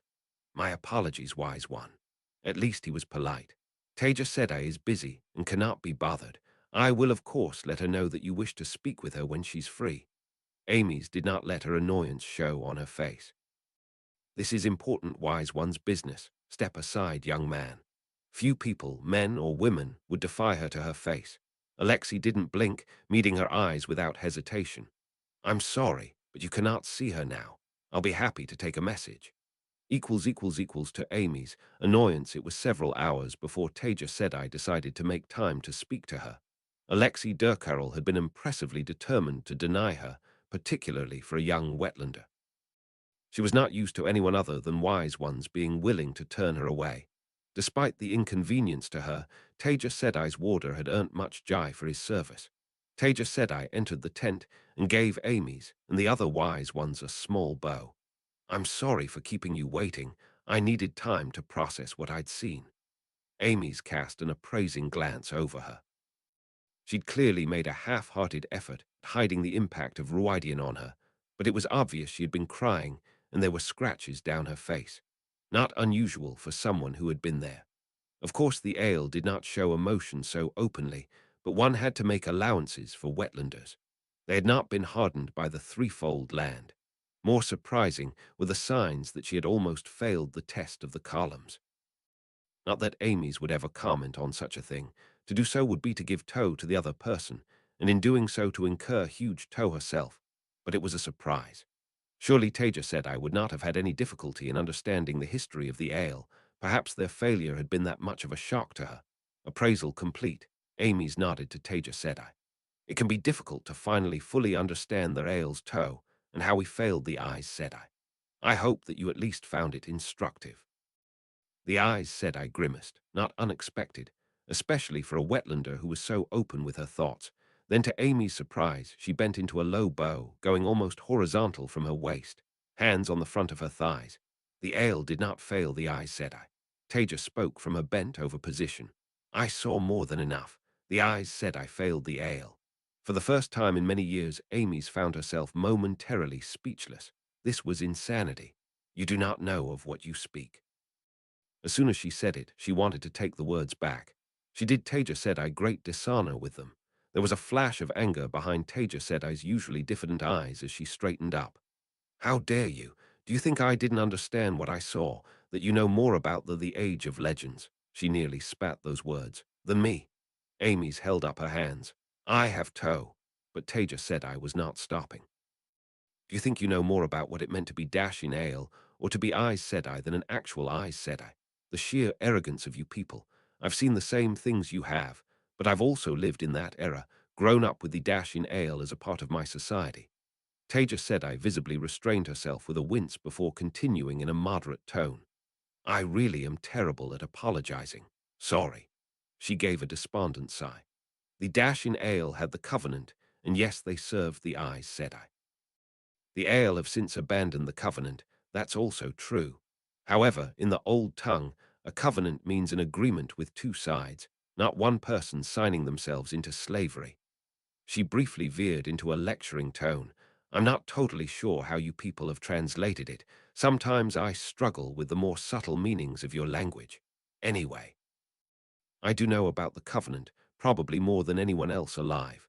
Her face challenged anyone to deny that, and in return for the dashing ale following the way of the leaf and serving the the Aes Sedai also had obligations to them. The Aes Sedai provided freedom, protection, and livelihoods for the dashing ale. Without the service of the Aes Sedai to the dashing ale, there could be no ale. I saw the visions, after the breaking. The Aes Sedai failed the dashing ale. They set them an impossible task, and then abandoned their part of the bargain. The way of the leaf is a beautiful philosophy, but it could only truly survive in better times. Without the protection of the Aes Sedai, it was no more than a promise of suicide. That was all wrong. Amy shook her head vehemently. The ale broke their promises to the Aes Sedai. Taija gave her a look of frustration. You can't break an agreement that's already been broken. If a husband beats his wife and sleeps with other women, then no one expects her to stay with him. No true Aes Sedai would condemn the ale for what they did. Any who told you otherwise, or try to take advantage of what you see as your failure, are no true Aes Sedai. Amy's mind immediately sprung to some of the veiled statements Moiraine and Cadsuane Sedai had made. Was Taija Sedai implying something there? There had been a certain amount of coolness between them, but then this woman did not seem at all like a subtle manipulator. She had poor control of her emotions, and she said what she thought. Of course, Amy's could appreciate that, at least the second part. Then again, the best manipulators never seemed like manipulators, a thought for another time. Regardless, whatever she said, Taija Sedai did not understand. Not truly. Her words gained her much joy, there was no doubt about that. She understood the importance of her own people's promises, but she could not truly understand the ale's own shame. Then there was her denial of the ale's toe. That was rude, almost unconscionably so to an ale, but she could not be expected to understand that. Amy smiled internally, for a woman who clearly knew so much she could be surprisingly ignorant at times. Still, to have an Aes Sedai who believed her people to have toe to the ale would be useful. The survival of the ale must come first, after all. She could no doubt be helped to understand, and in time she might be a powerful ally for the ale. Amy's gave Taija Sedai a comforting smile. I understand what you are saying. You gain much joy through your words, and they are appreciated by us. However, it is not your place to decide whether the ale have transgressed. That is our burden to bear. Chapter 68. Interlude Roman 21. Age of Legends Careers. Chapter text Interlude Roman 21. Age of Legends Careers approximately 3,100 years ago. Yes, a most impressive resume, young lady. Taija already hated Professor Garian's smug face, along with his smoothly patronizing Paran Disen accent. Of course, I see that you completed your undergraduate studies and doctorate at the Adanza People's University. YEs and then I spent time as postdoc at the Paran Disen Central University before going on to lecture there as a reader. You can see the list of my publications just below. Yes, of course, a very worthy institution, but the Kalamdan is not just any university. We must make sure that we take only the best. He paused and smiled. We do have a junior lecturer post in the physics department. Taija's mouth dropped open. That would be a demotion, a large one. As you know, I applied for the junior professorship that you were advertising, not for that. Of course, but this is not one of your provincial institutions. This is the Kalamdan. I am sure that you would be able to contribute, but you simply do not have the background to waltz in like that. A few years to prove yourself, and then perhaps we could consider a move up to a full lecturer position. This was pointless. Thank you for your time, Professor Garian. I have an offer of a full professorship at the Jalandhar University of Science. While I acknowledge the Kalamdan's reputation, I've got no desire to take a demotion for it. Ha! a provincial institution with no particular strength in the field. You would be making a mistake, young lady. The Kalam Dan does not offer positions to just anybody. Thank you for your time, Professor. She got to her feet and gave him a bow, impolitely shallow, before turning to leave. Are you sure that was a good idea, Taija? Mirin lifted the bottle of wine and refilled her glass. I can see why it annoyed you, but well, the Kalam Dan is the Kalam Dan. People would kill for the opportunity to work there. Taija shrugged. I don't know, maybe it was a mistake. My mother would probably tell me it was, but I just couldn't face it. He was just so arrogant, judging me the second I opened my mouth. Well, you don't always help yourself, you know. It was heading back onto old ground, an argument they'd rehashed too many times. I'm not going to pretend to be something I'm not just to please some fuddy-duddy old men and women who think your pedigree should be checked like a dog's. Mirin gave her a languorous smile. I do hope you are not including me in that. Despite her smile, there was a hint of warning in her tone.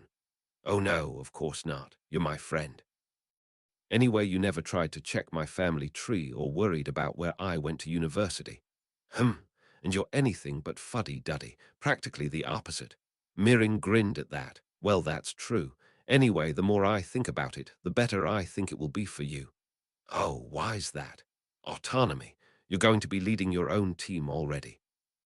I am happy with where I am, but because I have worked my way up the ranks of the Kalam Dan, I am still having to play second string to washed-up old has-beens. You will be a full professor, and you are not much past 70. That's what I was thinking, although I'm a bit worried about the step up. It's all very well when you're someone like you. Taija gestured vaguely at Mirin. But I've never had to run a team, be the one taking the lead on everything. It's quite scary. PFFF, Mirin waved a hand dismissively. Don't be ridiculous, you'll be fine. You're hugely talented. Why do you think I've helped your career along? One day, when the current generation of big names have retired, Baidaman, Sivia, Gaydon, the rest, it'll be us two everyone will be talking about. And won't that be nice? You'll have your third name soon. If everything goes well with your latest project, they'll have to give it to you. Taija grinned. Well, maybe. Despite her words, Mirin preened, she was always terrible at modesty. Then give it another few decades, and you'll be right behind me. Ha, I should be so lucky. Anyway, how is it working for Baidaman? He always seemed a bit too serious to me. Approximately 3,070 years ago. Taija sat on the bus admiring Shorel's architecture out of the window with half an eye. Most of her attention was focused on preparing her speech for the conference at the Shorel Technical University. She traveled to the city in the morning, but rather than go directly to the university, she'd indulged herself by deciding to take the bus across the city. As she told anyone silly enough to ask, you couldn't get the feel of a place just traveling between all its top locations. People said it was Aes Sedai-like. PFF. Anyway, she found it relaxing, and the architecture there really was unique. Regardless, she was in no hurry to reach the university. It was just going to be another boring session of mediocre researchers who didn't even share her specialisms, congratulating each other. She was only there because Aleshta had come down with something unpleasant, and she'd been begged to fill in. Apparently, the Jalandhar University of Science absolutely had to be represented there. It was unthinkable that it wouldn't be. She was the most junior professor with a vaguely relevant specialism, not that there was much competition for that, and so here she was. Not for the first time, she wondered whether she should have just taken the demotion 30 years ago and gone to the Kalam Dan instead. They wouldn't be so desperate to send someone here. After a moment, she shook her head. That would have been a terrible idea, and she knew it. She wasn't going to take a demotion, have to give up her own research ideas, or let someone else take credit just to get a fancy name on her CV. She might be the most junior professor, but that was because she jumped into a full professorship far earlier than anyone had any right to expect, and that let her do what she wanted, really make a difference to her field. The fact that the Kalam Dan didn't exist anymore didn't help either, poor Mirin. The bus pulled to another stop. Shorel was not quite what she'd hoped for. It seemed to lack the prosperity of Adanza or Jalandhar, let alone Paran Disen or Visain. Not that they were perfect, but she couldn't imagine the council of any of those cities allowing them into this state. Everywhere she looked there were signs of neglect and poverty. Even the bus she was on was dirty. Perhaps she should write a letter of complaint to somebody. She wasn't sure who. She paid no attention to the group of youths coming up the stairs to the top deck of the bus. They were a positive riot of tattoos, face paints, odd piercings, and frankly mismatched clothing. But frankly, the elaborate, if dingy, architecture outside was much more interesting than the vagaries of current youth fashion. She didn't pay them any more attention until they stopped in front of her, crowding the aisle and looking slightly ridiculous. She looked up as the tallest of them spoke. "Yo, I think we left our money in yo wallet." He had a smirk on his face that suggested he thought he'd just said something clever. What? Even when Taija had deciphered his thick accent, surely it must be an affectation, his words still didn't make any sense. After a moment he spoke again, anger in his tone. "Yo, lady, I think you be deaf a wee bit. I said, yo, we left our money in yo wallet." Were they trying to rob her? She'd read that crime was rising around the world, but it hadn't really seemed very real. Taija cocked her head at the youths. "Are you trying to rob me?" A thrum of agitation went through the 7 youths, anger painting itself across their faces as they puffed themselves up. They were all much bigger than she was. Around them, other passengers shifted uncomfortably, being careful not to make eye contact with anyone. "Yo, you sound like a dancer lady. We doing things different here in the big city, so give us yo cash and I won't carve yo face up." Again, it took Taija a moment to work out what he'd just said. Once she worked it out, she carefully considered the kind of day she was already having and what would be an appropriate response. "Fuck off." "Well, home lady, this is on you for being such a dumb bitch, so don't blame anyone but yo inbred family." The leader pulled out a switchblade, flicking it open and waved it at her. "Now, get open yo wallet and give us our money and we'll only cut yo a bit." Taija stared at the blade for a second, hardly believing what she was seeing. After a moment, she looked up again. "Seriously, fuck off and bother someone else. I'm not in the mood." She looked away again. Perhaps the drinks reception after the event would be all right. Surely there'd be some interesting people there. If looks could have killed, the death glares she was receiving and ignoring from the punks would have made her explode with the fury of a thermonuclear fireball. One of the girls spoke up. "You think we joshing, you low bitch," she growled out, piercings jangling with her seething hatred. "You think you can mark the hoodies and not get yo inbred face cut up a dancer girl?" With a sigh, Taija looked back at them. "Do I need to call the police? You think the hoodies give a flying fuck about the pigs? I'm gonna show you, low bitch." The leader thrust forward at her face with the knife. She hadn't actually expected him to do that. He was actually attacking her. In a fraction of a second, Taija embraced Sedar and spun air, sloppy in her panic. The leader's hand froze mid-thrust, only centimeters from her face. Taija was almost trembling from the sudden adrenaline dump, but she still spun more air, freezing the rest of the punks before they could do anything. There was a long pause, confused glances going between the passengers, and then the leader started shouting. "Yo, you let me go. What the fuck's some Aes Sedai bitch doing on the bus?"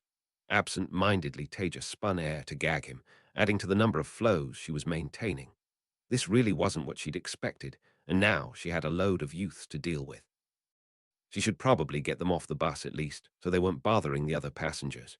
Decision made, she reached out and pressed the button to notify the driver that she wanted to get off at the next stop. It took a bit of shuffling bound punks around, but eventually she managed to work her way past them and down the stairs, followed by the 7 floating youths and the silent, wide-eyed stares of the other passengers. The real question was what to do with them once she had them off the bus. Maybe there was someone she could call. She pulled her phone out and started searching for what to do when you'd apprehended someone. "Honored Aes Sedai." The voice made her look up from her phone to see an exceedingly solemn-looking young man walking purposefully toward her. As he stopped, he held out his police identification and gave her a polite bow. "Officer Caleb, ma'am, you have just apprehended repeat offenders, robbery and theft, 5 counts as of their latest attempt. Nice work, by the way." This was perfect. He could take them off her hands, and she wouldn't need to worry about them anymore. Taija smiled at the young man and gave him a bow of her own. "That was fast. I hadn't even called. Oh, you were already in the area, I suppose." After a second, she remembered herself. "Taija Kosola." She gave him another bow. "Would I be able to leave these children in your custody?" "Ma'am, I am sorry to impose, but may I request you accompany me and the suspects to the Bureau of Youth Statistics, and then to the station?" I'd prefer to go straight to the station, but regulations. Taija tried not to wince. That sounded like a complete pain. She couldn't have been that successful because Caleb quickly continued. I know you likely have much more important things than this on your plate, but trust me, ma'am, your presence will be a wonderful help and would greatly expedite the whole process. I would be most in your debt if you did help. Actually, she'd already been thinking about how much she didn't want to go to the conference, and this would make a great story in the staff room next week. No one could possibly criticize her for helping law enforcement after a gang of kids, no. After a violent street gang of armed, criminal thugs had tried to murder her in public and only barely been stopped. Yes, that would make an excellent story. You know, I think my business can probably wait. I'm always ready to help expedite justice. If you could just let me make a quick phone call, I'd be happy to come and help you, officer. Maybe you'd have some good stories too. Her colleagues would be so jealous. Chapter 69. What in the Light is a Quantum Mirror? Chapter Roman 46. What in the Light is a Quantum Mirror? The morning after her somewhat frustrating conversation with the dedicated and her deeply traumatizing visit to Ruidian, Taija roused the girls from their tents early. There was no point in wallowing in her own misery. That way lay much bigger issues, so she fell back into routine and research. It was amazing how the power could be used to wake up recalcitrant teenagers. Egwene, too. She'd be spending her free time digging holes and filling them in again, but Taija wouldn't be allowing that to get in the way of her training. With the ways things were, there was too little time to waste delaying the girls' training to punish her. It was up to the wise ones what they did with their own training, of course. As promised, Alexei was there too, looking as cheerful as ever. She couldn't say she was delighted with the early start, or the world in general, but Taija made an effort to match his mood, just to set an example for the girls. Unsurprisingly, all three of them were less than happy to be up. Taija would say typical teenagers, but really she hated early starts too. She just forced herself. Taija started by leading them through a warm-up. Couldn't have them injuring themselves pointlessly. Of course, they looked ridiculous in their dresses, although at least Egwene's dedicated style cotton clothes were a bit more practical. She was going to have them dressing properly sooner or later. A few dedicated gathered while she was doing it, watching with unabashed curiosity. Perhaps they'd never seen a proper warm-up before. Once Taija thought everyone was suitably warm, it was time to get going. Right, girls, we're going to start easy because you're new to this. I don't expect you to match me straight away, but I do expect you to do your best. Try to look less churlish, Nynaeve. It doesn't suit you. Taija gestured forward. Follow me. She started to jog, setting a slow, easy pace. They shouldn't have been completely unfit. They were young and they had been training with her after all. However, it quickly became clear that she was over-optimistic. Alexei had no trouble keeping up with her, and more surprisingly, neither did Egwene. However, Elaine and Nynaeve were quickly left gasping as they floundered along in their dresses. The watching dedicated completely lost interest when they realized they were just going for a run. That all contrasted with young Avienta. She came jogging up to the five of them when they'd been going for a little while. Elaine and Nynaeve seemed to be completely dead, although they were soldiering on with admirable determination. So Taija told them they could take a break. They'd need time to improve after all. Can I help you, Avienta? Taija wasn't sure why she was there. She thought she'd seen her hanging out with Elaine a fair bit, though, so maybe that was why. I see you, Taija said. I. Dedicated were so formal sometimes. Amy suggested that I join you and your apprentices. Oh, well, you're welcome, of course. Although it's a bit mean to come and show up an old woman in front of her apprentices. If Taija was honest with herself, she doubted she could keep up with Avienta. The girl had basically spent her life training to fight. However, Taija did exercise hard most mornings, and Egwene had been looking too smug about keeping up with her, so it was time to up the pace. She was barely sweating in the cool morning air anyway. Avienta smoothly matched Taija as she accelerated to what she thought was a more reasonable jogging speed, although she did see a smile tugging at the corners of Avienta's mouth. I would not wish to question the word of an Aes Sedai, but you are very young to call yourself an old woman, Taija said. Taija laughed. I'm over 180 years old, Avienta. I could be your very great-grandmother. Avienta stumbled a bit at that, but quickly pulled herself together. Will I next find that Elaine is old enough to be my mother? Taija glanced back at the spot where Elaine and Nynaeve had splayed out in the dirt. Oh no, she's practically a baby. The four of them jogged on, but Taija could see Egwene was flagging. Egwene, you can take a break if you need one. No, Taija, said I, she gasped between panting breaths. I can keep going. Good girl, all right, but don't overstrain yourself. Alexei seemed to be keeping up without any real problems. I had not thought the Aes Sedai trained their bodies in this way. Avienta's tone was musing. Soft wetlanders are we? Avienta flushed. I apologize, Aes Sedai. I have obligation. Taija smiled and upped her pace a couple of notches. Nonsense, I was asking for it. They were both sweating by then, but Avienta smoothly matches her. Egwene stumbled and nearly fell before she recovered herself. Take a break, Egwene. Taija ran along with Avienta and Alexei, setting a fairly hard pace. The dedicated girl was sweating, but she still looked annoyingly relaxed, with a bit of a cheeky smile. They made a wide loop before coming back. As Taija passed the girls, she called out cheerfully to them, "Rest time's over. Make loops of the camp at your own pace. If I think you're slacking, you'll regret it." In no time, they'd left the girls behind again. Taija thought she ran for about an hour with Alexei and Avienta. By the end of it, all three of them were sweaty messes. The other two looked annoyingly like they could do it all over again without even trying, though. Taija, on the other hand, was panting for breath. She could do it again, but certainly not without some effort. As for the girls, well, they had a lot of work to do. Good job, girls. Go clean yourselves up. Maybe later we can discuss appropriate exercise clothing. Taija saw their faces at that. Or maybe not. After training with the girls, Taija cleaned herself the quick way, with the power.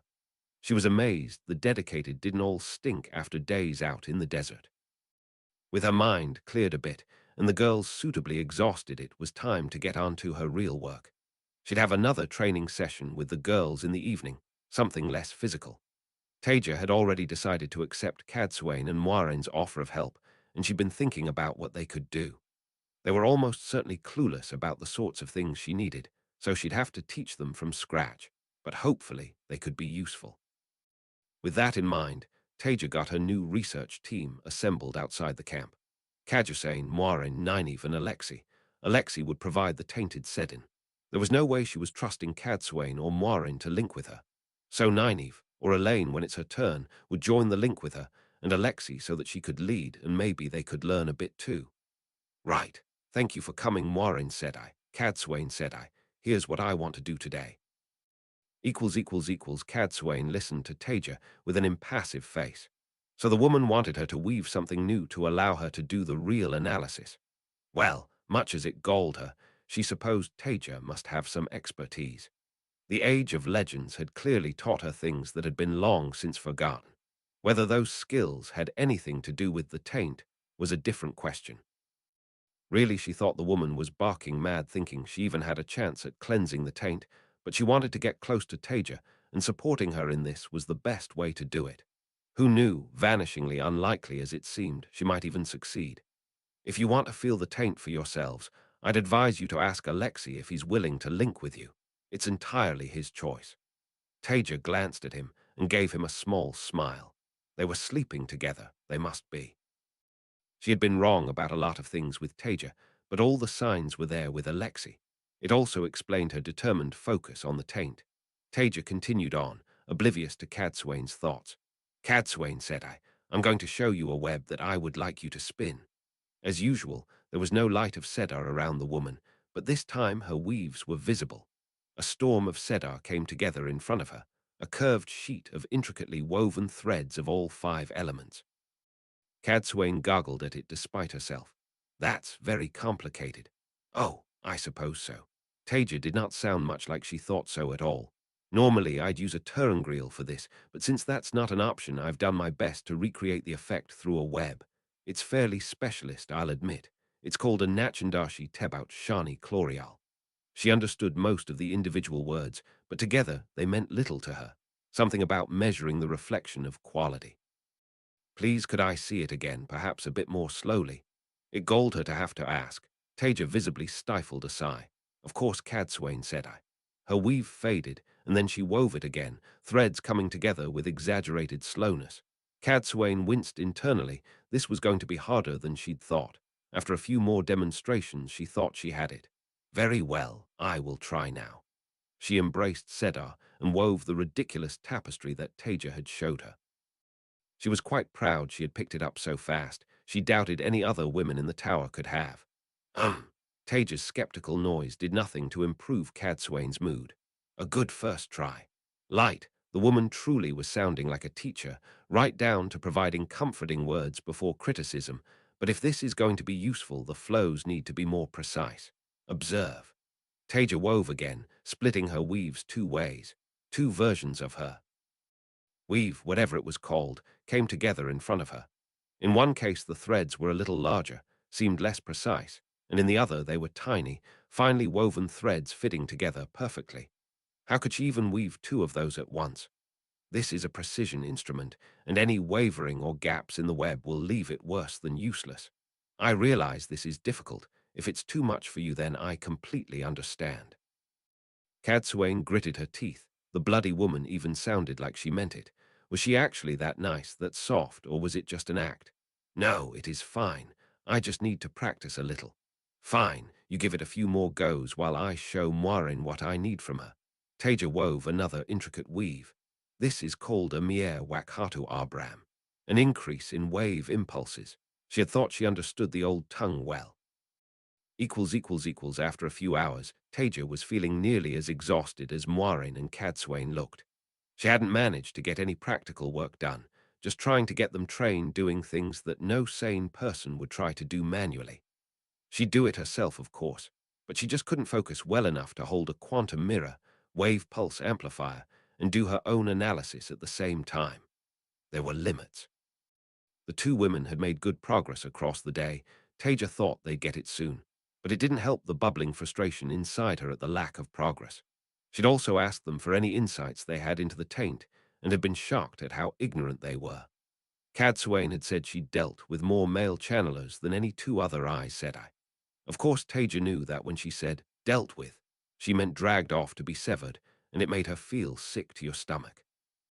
However, neither of them had any idea about what the taint actually was. They'd never even felt it themselves. How could they be so disinterested? Moiraine had an excuse, but Cadsuane claimed to be a specialist. The only vaguely useful bit of information was what Moiraine had told her about the Eye of the World.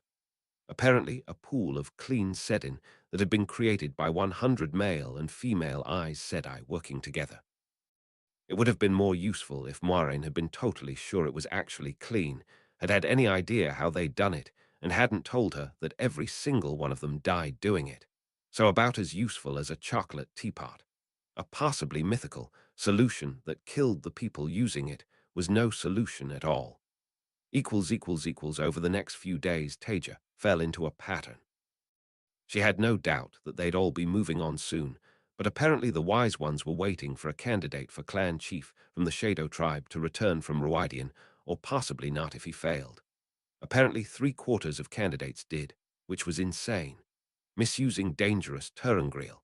If only she had the mental energy to be more than quietly disgusted.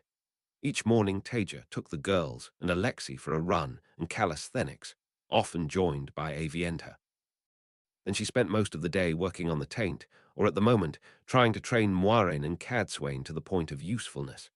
Late afternoons and evenings she spent with the girls, training them in the power or talking about history or philosophy. It was exhausting, and she wasn't sleeping well either. She knew she was pushing herself too hard, but she couldn't stop or slow down. She owed it to the world. A couple of days ago, she'd found out that young, dedicated men who could channel went to the Blight to commit suicide by shadow spawn. They said they were off to kill the Dark One. In the wetlands, they were simply severed. Cadsuane and Moiraine had looked at each other and simply refused to tell her what the seafolk did when she'd remembered they existed and asked.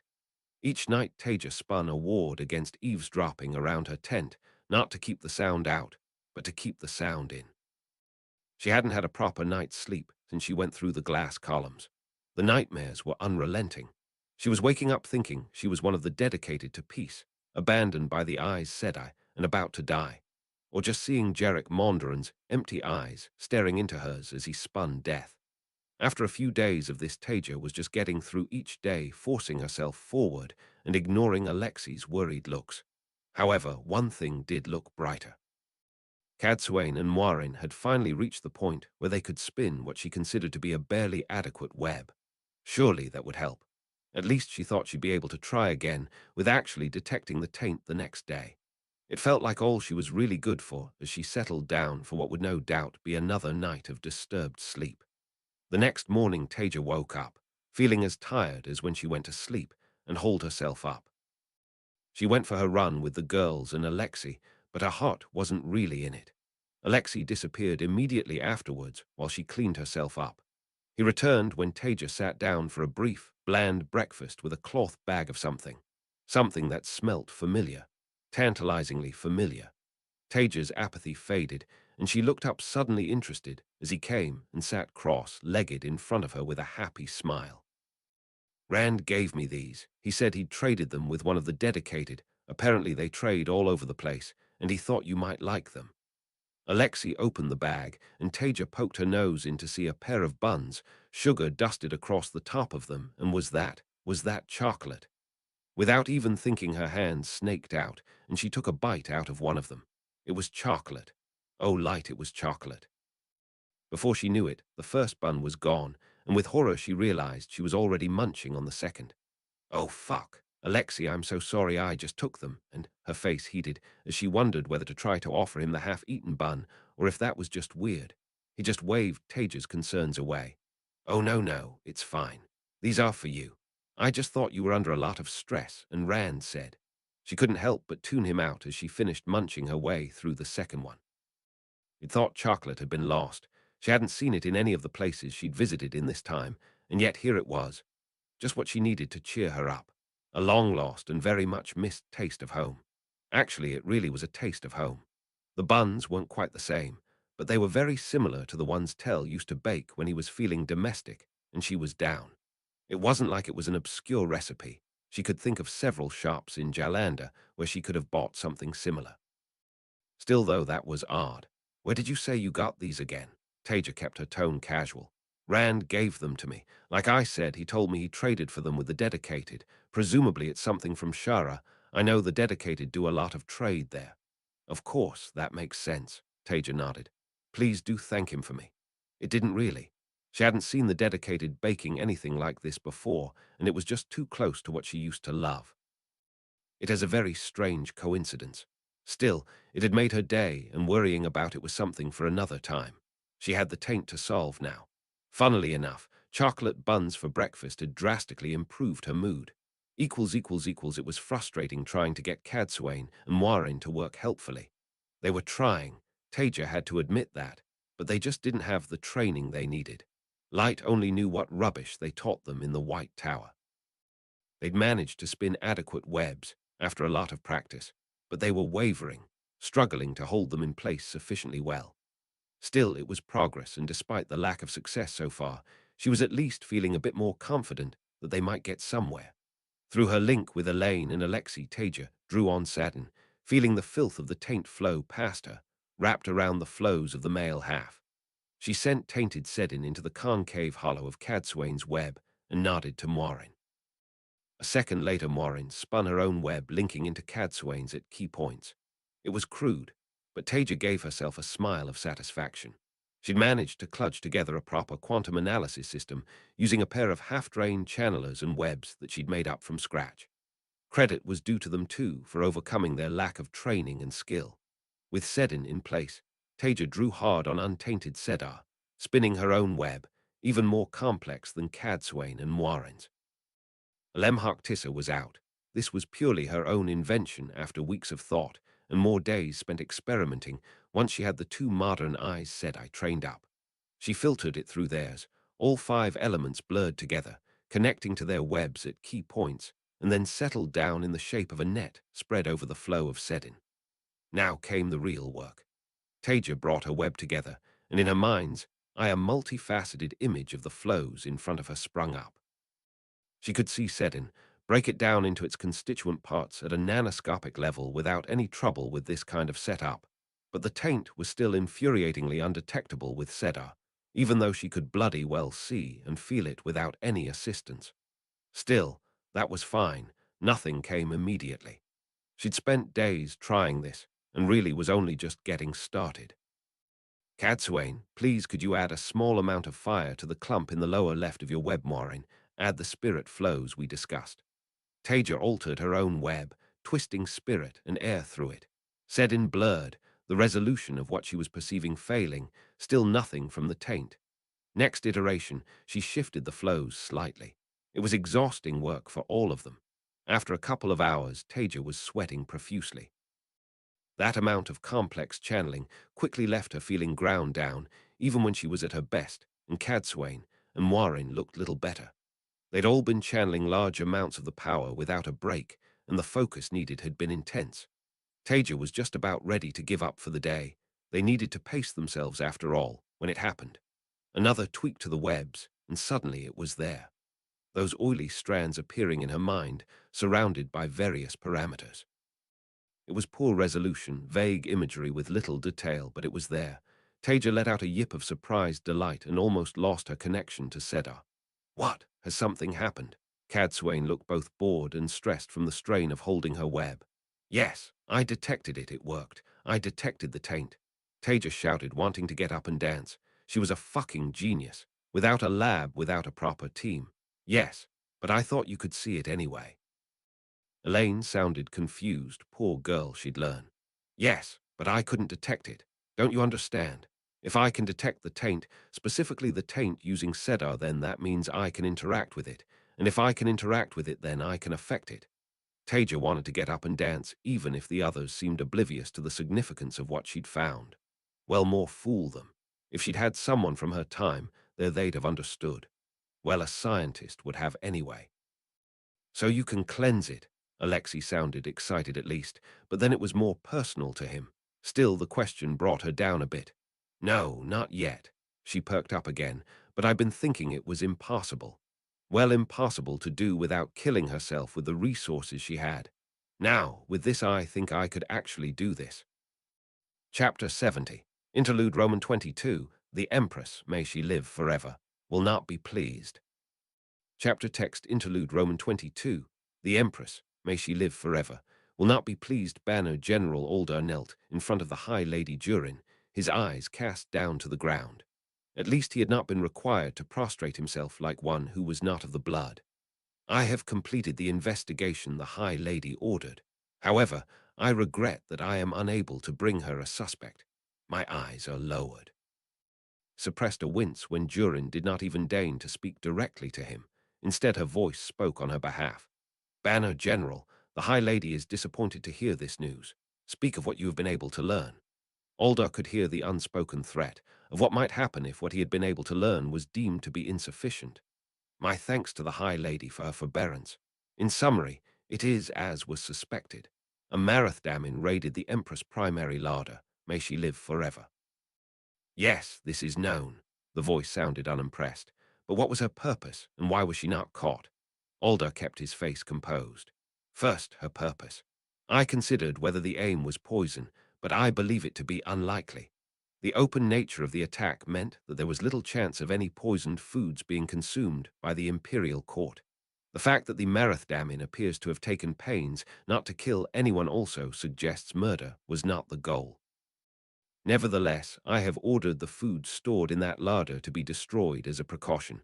Prior to the destruction of the food, I had a full accounting taken. Nothing was missing, except for one thing. A large amount of chocolate had been taken. Why might this Marathdammin have risked so much in order to steal chocolate? Alder shook his head. To my shame, I do not know. As the High Lady knows, chocolate is an expensive luxury good, but it could surely be obtained with less risk than attacking the Imperial Palace itself.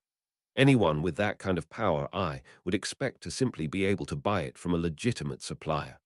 Perhaps it is simply the madness of the Marathdammin, refusing to be properly leashed. We are not here for idle speculation, Banner General. The High Lady's eyes swung to the Dammin prostrated behind him, and with a gesture from her fan, her voice continued. Why have you brought this Dammin here?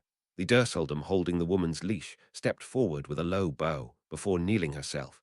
If it pleases the High Lady, I was walking Moley nearby when we heard the commotion from the larder.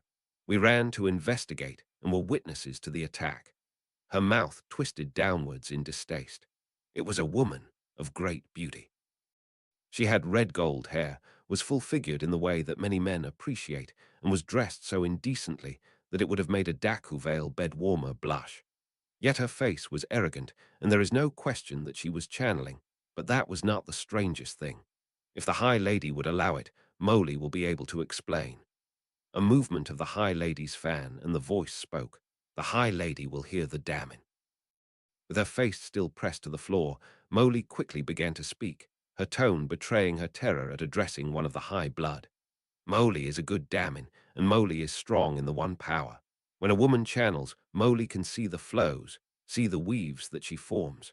Moley can also sense when a woman can channel. This is how Mareth damning are discovered. She sounded like wanted to burst into tears. Yet for this Mareth damning, Moley could not sense anything. There were no flows to be seen. Moley could not have even said the Mareth damning could channel, yet she must have been strong because she was able to shield Moley with no difficulty. The damning trailed off, and even the High Lady looked perturbed at her words. The implications of something like this were huge. After long moments, the High Lady broke the silence, actually speaking for the first time. This is indeed concerning. It appears that some of the Mareth damning have found a way to conceal their ability to channel. The Empire itself is in danger from this. It is bad enough that it allows Mareth damning to go unleashed.